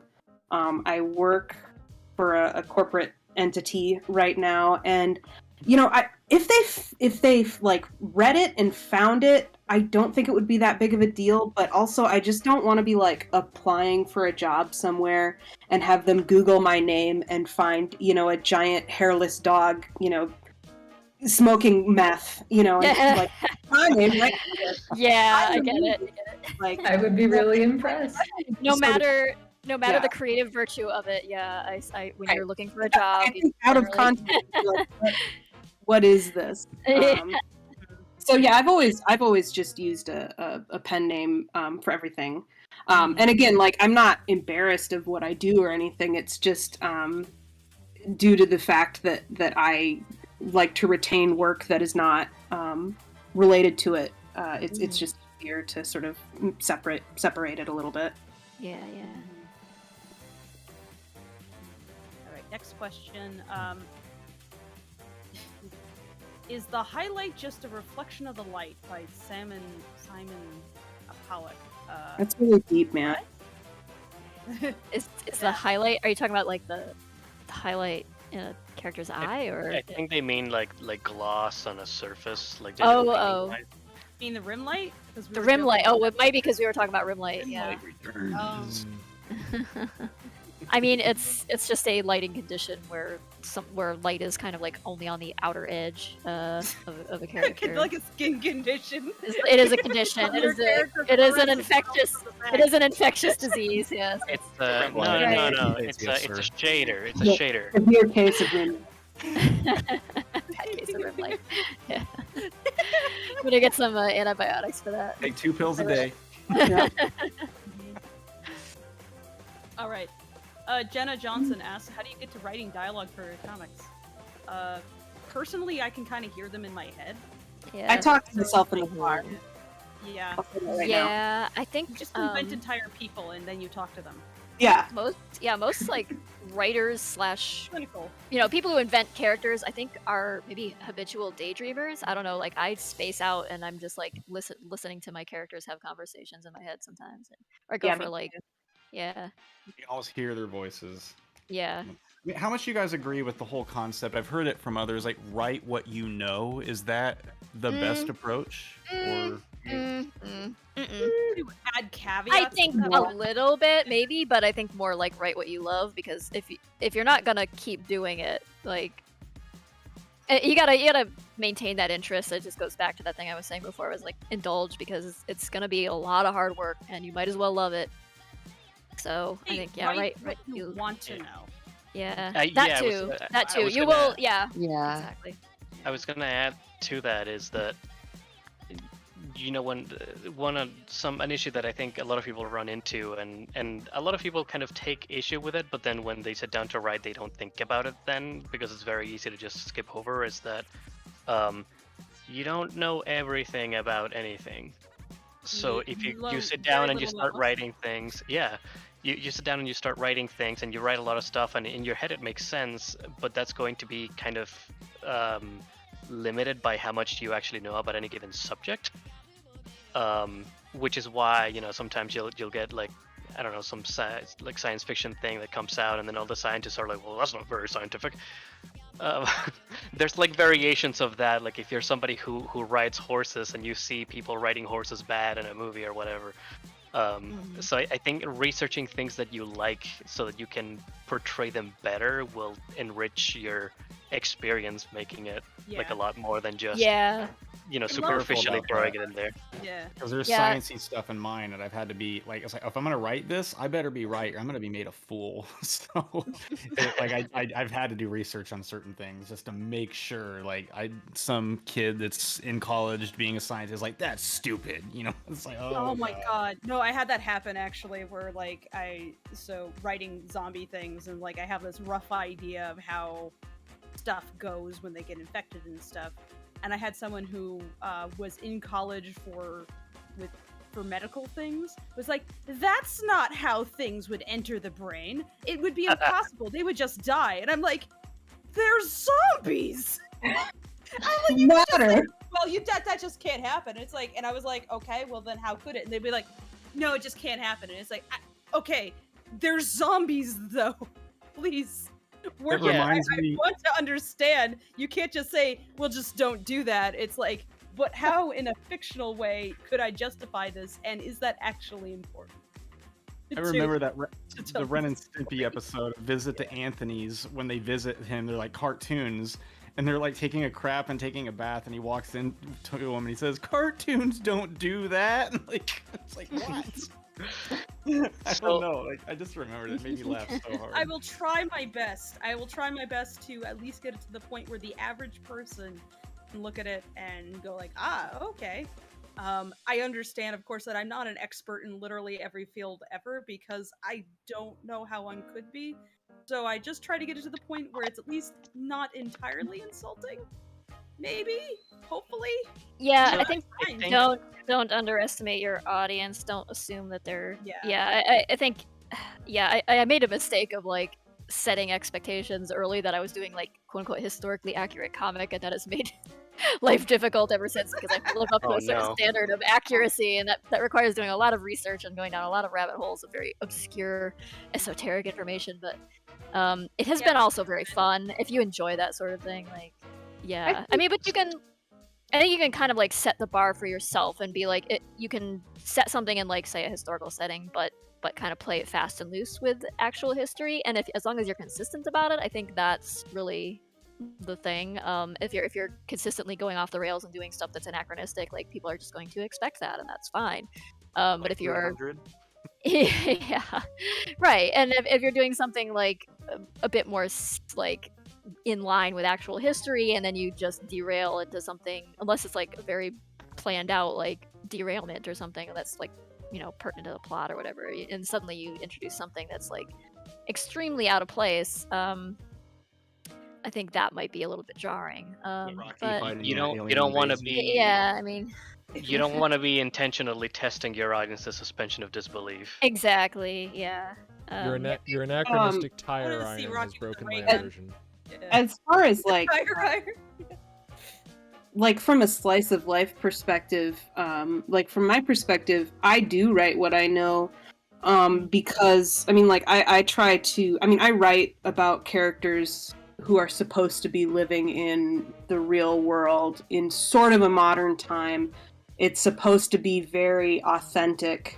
And so, my characters live in a rural Midwestern town because I live in a rural Midwestern town and I have my entire life, and that's what I know. I think if I were to try to write a comic about, somebody, a rich person living in Manhattan, I would never be able to do that because that's not an experience that I personally can relate to, I guess. So I think writing what you know,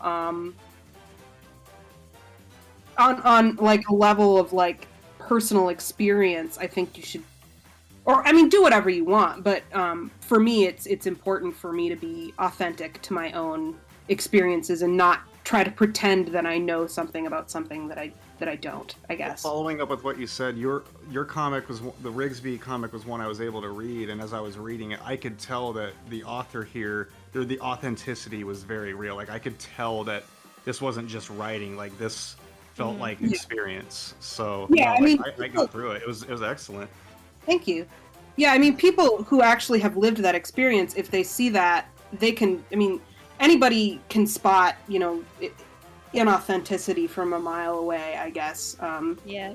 On that level, I mean, it's maybe a little bit different when you're dealing with, sci-fi or fantasy or whatever. Like, but as far as like trying to write an authentic experience, like you can't fake authenticity. So I wouldn't do that, I guess. Right. Yeah, I think tonally, if you're trying to do something authentic and like genuine feeling, certainly having some experience in that area is what you want to do. And if you're trying to do something maybe more farcical or just silly or what have you, you can delve into different things that maybe you don't have. You could write that Manhattan, billionaire or whatever. But I think just bear in mind, I could write a story about a douchebag man who's a billionaire. It would be hilarious, but it wouldn't be authentic. Right. Yeah, But- I'd like to add something to I that. want to see Frank in his golden palace Yeah. in the middle of Yeah. Anticipation with Frank. yes. Frank goes to New York City and wins Yep. the stock market. Yes, so I'd like to add something to that because, like what you said, is very important about writing stuff that's genuine. It comes from experience. And I think I meant to say this earlier, but I don't know if I communicated it right until you said, and it reminded me. It's that a lot of people write, for example, about abusive relationships because they've been in abusive relationships themselves, and so they write about their own experience. And so much of like abusive dynamics, like there's so much psychology behind that. And if all you know about them is somebody was really terrible to me once, and then just kind of put that on the page, you may be doing a disservice to like the subject. And again, it kind of comes down to like how you present things and any number of moving parts. But like if you can inform yourself a little bit more on your own personal experiences by reading more about it or whatever, I think like it doesn't really hurt at the very least. I say write what you want to know. So like if you're writing it's your hometown, then, and that's what you want to know more about, that's how you want to digest it, then If you want to know is like sci-fi stuff, then you're probably going to be engaging with that kind of material. If you're writing about abusive relationships and like psychology is a really big part of it, I mean, it's all the things that you want to know that you're going to go out of your way to like learn more about and research and that sort of thing. Even when it is close to home and you think you know it really well, you'll still find yourself like, you're gonna learn what so much. familiar territory is, and you'll come at it from a place of an observer rather than just someone who's just passively living through it. Like it's one reason why I set my comic in my home state, is that I was like, I wanted to maintain some sort of connection to where I'm from, you know, and old memories, and like to be able to come back to this place that I left and to see it from like another angle basically, and appreciate it for what it is instead of just, you know, what it wasn't for me. So, you know. We have a 1,000 Nigerian naira donation from Omar. Kaj, been seeing the donate to PayPal notification, but I feel like this will be easier without interrupting the stream. Oops. Keep up the good work, guys. Thank you. That's very kind. The irony. A welcome interruption. It's cool. Yeah. Thank you very much. Okay, next question from from Only Cosmia says, okay, question is probably being asked too late. 1 year into making a webcomic and I have no idea how to get people to read it while remaining authentic. Advice? Oh, pain. That's a painful question. I don't know how to make people read my comic either. Do you have any sacrificial goats? Yeah. Just Do scream. you have any advice? How do you make Blood people... pentagrams. Well, one thing you can do is if you really like the work of a bunch of other people that you're reading, you could always invite them onto a podcast so that everybody can talk about their shit together. Lateral networking. Get to know people meta. who do things that you do, who do things on your level, who aren't like super like more. Don't go for like the people you really look up to and whose books you know you've already bought. Go for the people who make things at your level, and you can raise each other up and get to know each other and share each other's audiences. That's a really important one, I think. And definitely post about if you love your babies, post your babies. Yeah, talk about your baby. You can get people to love them. I think patience is important too. Like it's almost certainly for most people it doesn't happen like immediately. You aren't going to build your audience like right away. It's gonna take time. I mean I don't know what it's been like for anybody else, but it was like 10 years of working on this comic before I even earned any money doing it, and it wasn't a lot even after that. So it was like, you know, it takes time and energy and effort, and it may not ever be something that you can live off, but you know, you're doing it out of love. I think people kind of catch on, and they like the authenticity does shine through if you are being authentic, and that kind of like, I don't know, it shines a little brighter, I think, than things that are a little more cynically designed to be,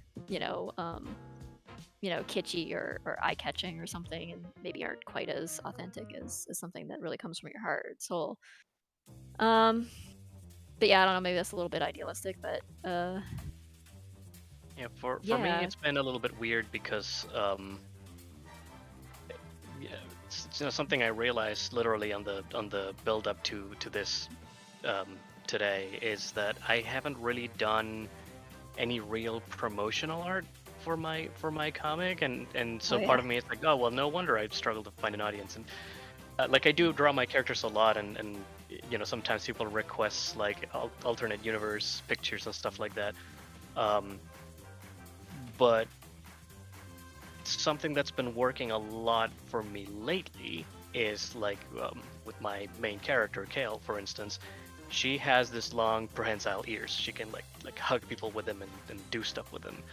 And for a long time, like whenever I would draw her, like the ears would just be kind of there and maybe be engaged in the body language or whatever.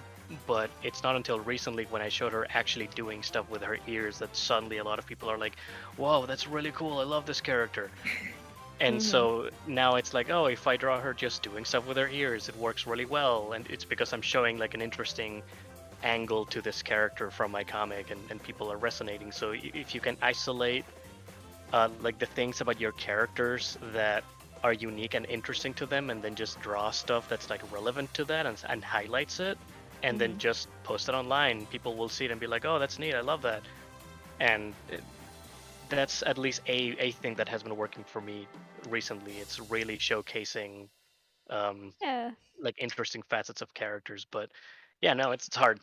It's very difficult. That's some good advice, is to lean into the things that kind of set you apart instead of trying to disguise them or camouflage them a little bit to try to fit in with everything else. Like maybe just emphasize the different stuff.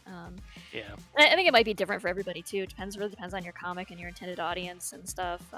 Like you may start making use of specific social media based on like who's reading your comic or who you want to read your comic. Like if you got something geared toward maybe a younger audience, maybe having a TikTok channel would help you, or maybe streaming on YouTube your work process or something would help you. It's like you can find things that maybe are align with your own process and your own likes and things to you don't have to betray yourself necessarily. When I was trying to grow an audience for Cheap Thrills, one thing that helped me a lot was the comic had its own website, but it helped to post the comic multiple places, not just promo images for the comic, but the actual pages themselves. Because I mean, a promo image is good; it can draw people in, but for me, it was like posting the actual pages, to a place and having somebody, it's right there, and then they read it, and then hopefully they get interested in it.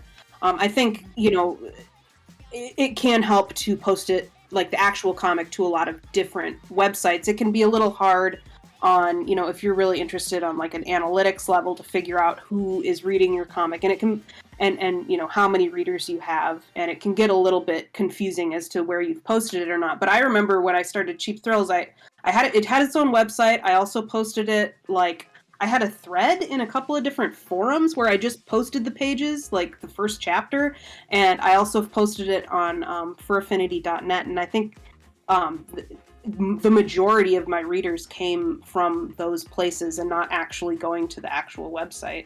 And eventually they went over to the website because I kind of moved away from doing that, but when I was first starting out, I think that helped me a lot.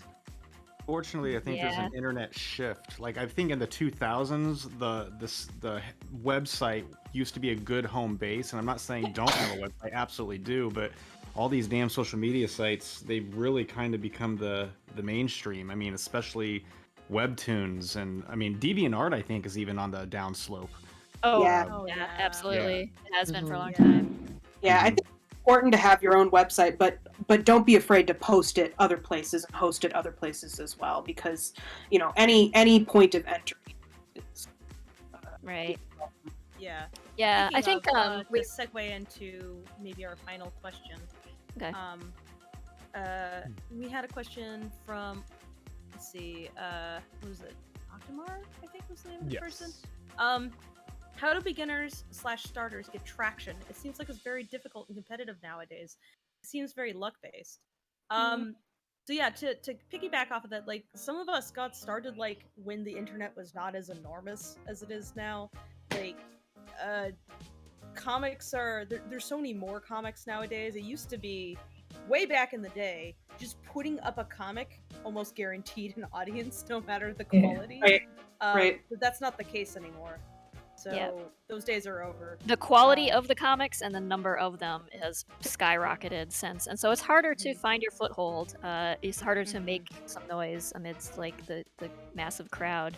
But one of the things we've talked about in other streams is like using the idea of fan art and things to your advantage. Like you can, and aside from your own work, occasionally do something that's going to be like that's going to drive up your engagement, and you don't have to do it cynically. You can do it as it's like something you actually genuinely enjoy and you want to draw, but it has an established audience. It's going to get more engagement than any of your original work, but you can kind of use it to like kind of pull a little bit of a sleight of hand and be like, hey, also check out here my comic, Put a little bit of your special sauce. I know exactly. I know so many people who have built like a Twitter following that way, or who have gotten job offers that way and things, and so you can harness it to your advantage, and instead of sitting there and just being kind of resentful that like the one little Pokemon drawing you did that one time got like 10,000 more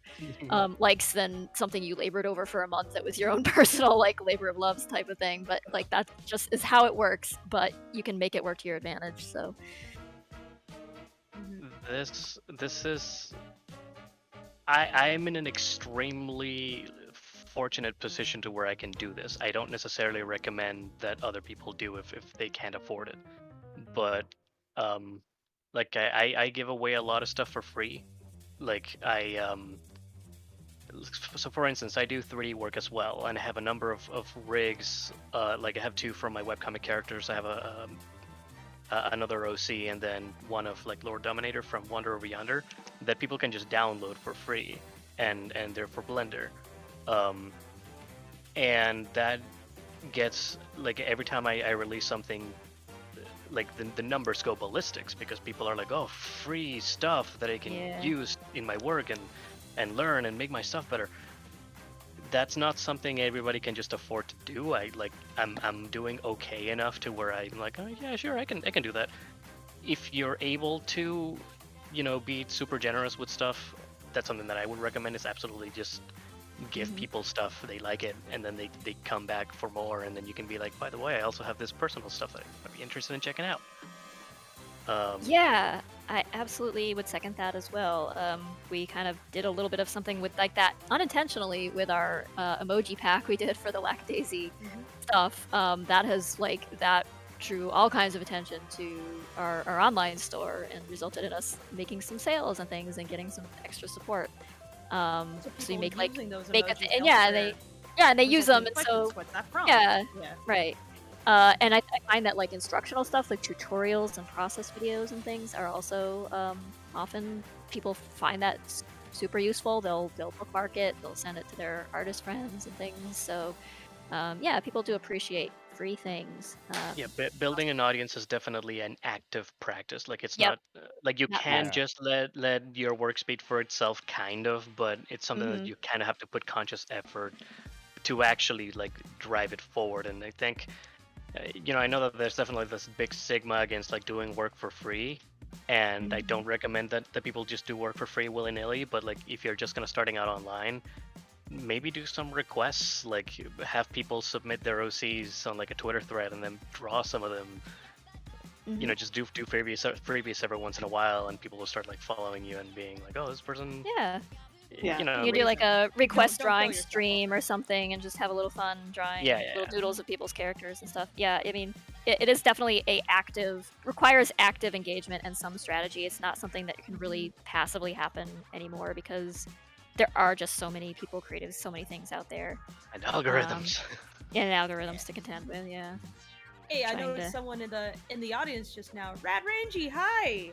Oh, Rad Rangy has been doing Non-Pack, which is a really good comic that people should definitely check out. I think they just have a Kickstarter. I was gonna ask if I could shout them out because they have a Kickstarter for their book. Shout them out, yeah. So here's the other thing: is make friends and support each other, and I guess like you don't necessarily have to try to get attention in like giant internet communities. You could just be part of smaller ones where people actually talk to each other. and are interested in one another.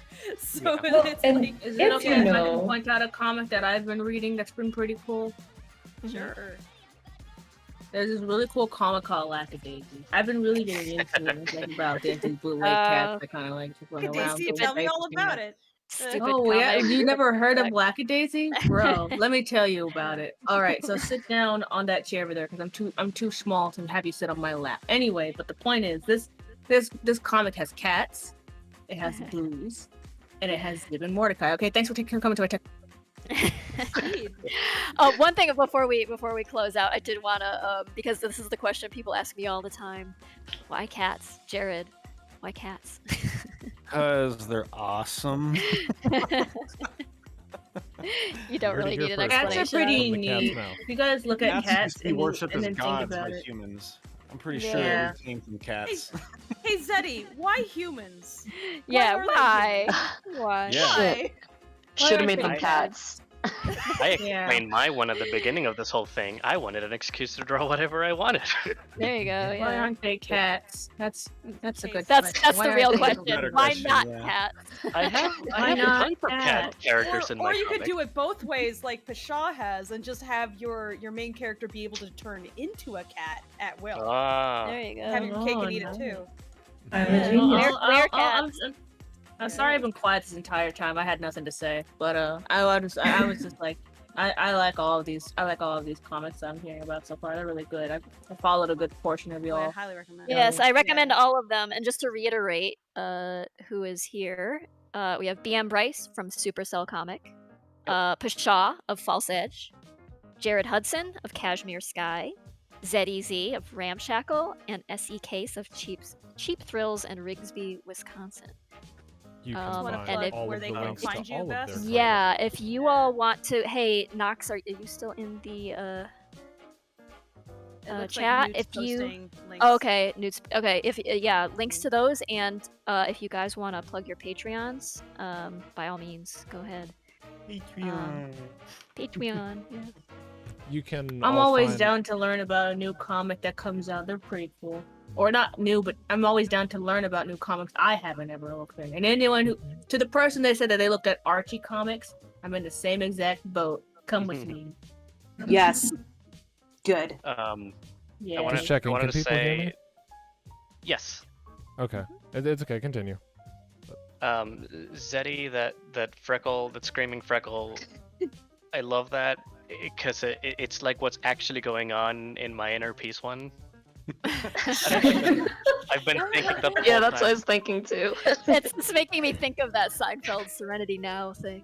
Yeah, and also Tracy, that kale that you drew on the bottom, is like I've been screaming about it in my head the whole time. Aw. It's pretty good. Oh, Also, everybody's because characters are Tracy's fun to fiend draw. also. Like Dang. the Well, I fiend. have Oh, a- he's hard. He's so like and so different from what my usual. Like your drawing style looks so like fluid and liquid and super expressive and I gotta like ask, amorphous. who It's is like this Smiley boy.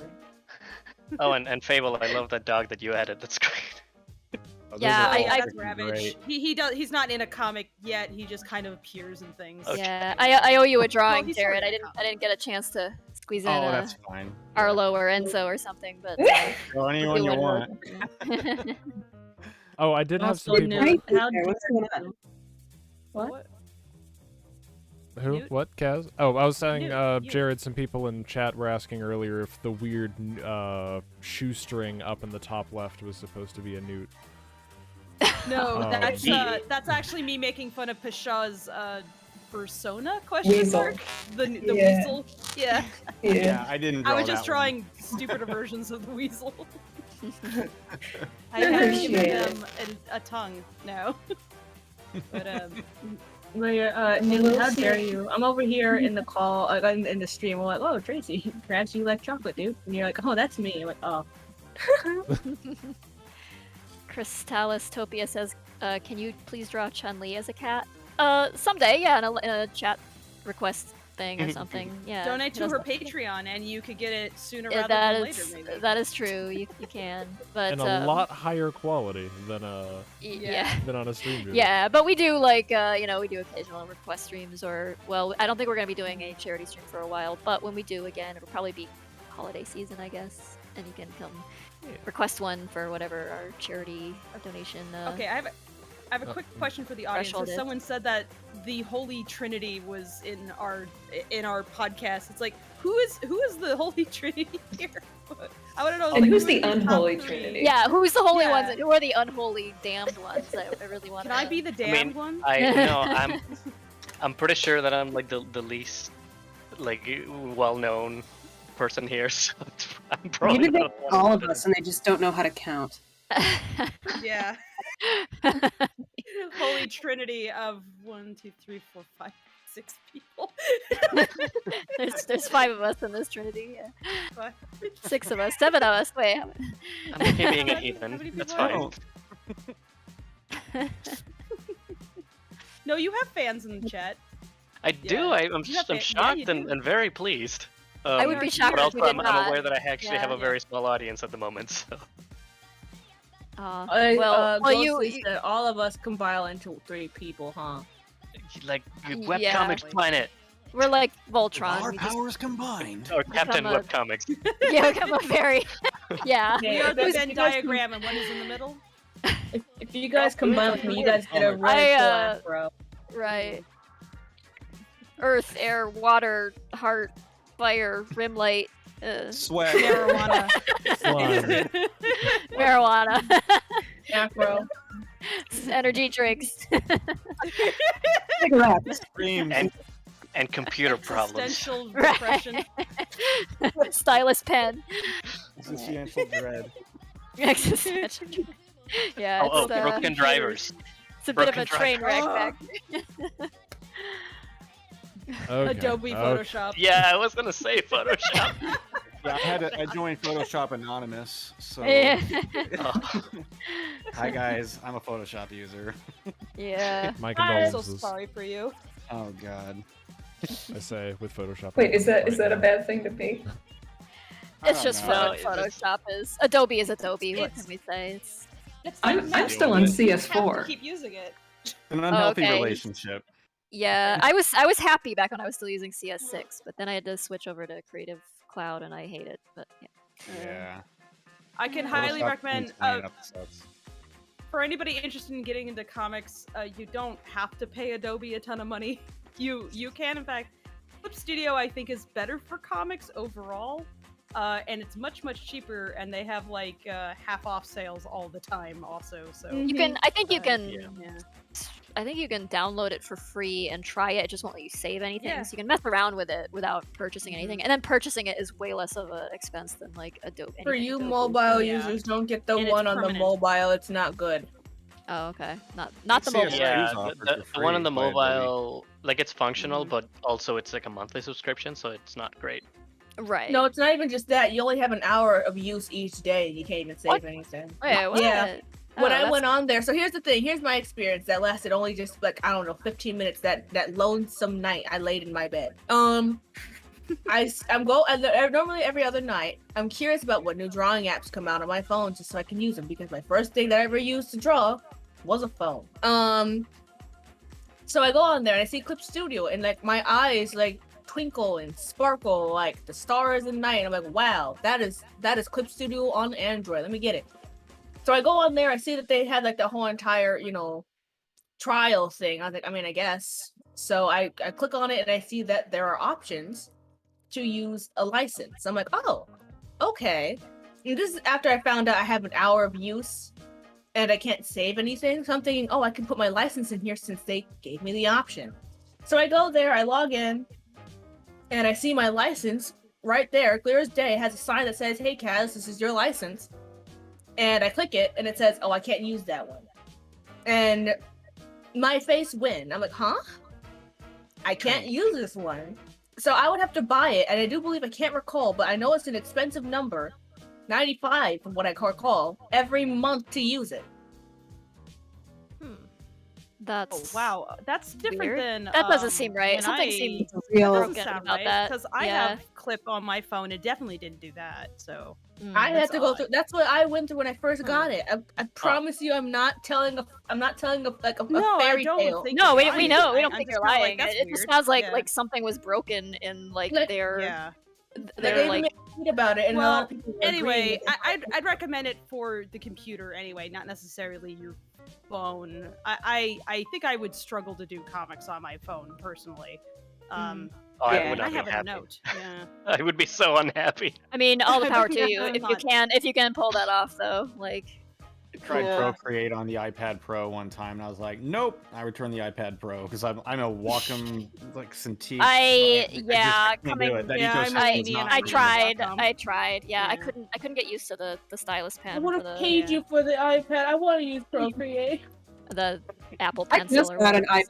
iPad. I've been struggling to learn how to use it, but I need something that I can take with me. I have like such a limited amount of time to draw. I need something that I can like take out of my bag and like draw on for 15 minutes. Otherwise, I yeah, have time, you know. yeah. But yeah, it is I'd say definitely different than like just a regular desktop tablet. It is weird. Mhm. I just like I feel like- drawing from a battle station. The couch drawing methods, I can't do it. I've tried. I'm like, I need to sit at an office chair at a desk, and if I traveled, I'd get like a mobile studio, walk a mobile studio, because That's what I've got. the Yeah. same ecosystem, and I just need to sit at a desk. I don't know what it is. I don't do well in weird, contorted, quote, relaxed ways.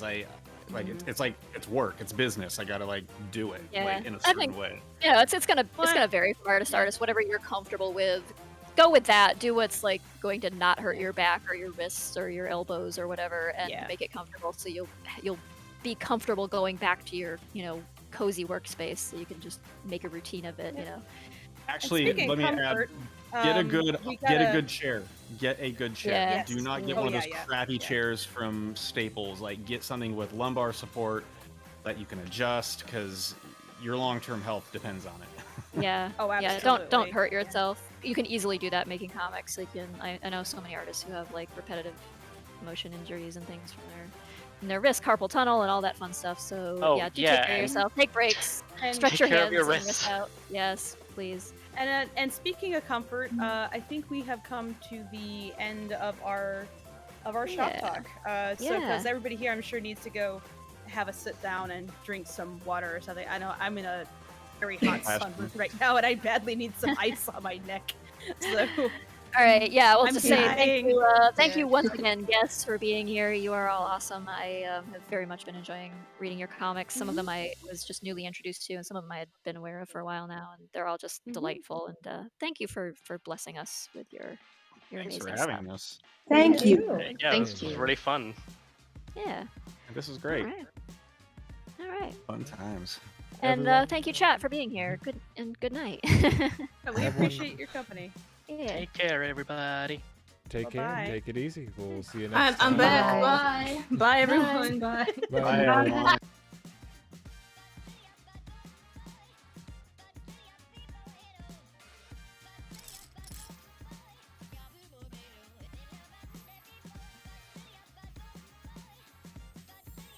Yeah.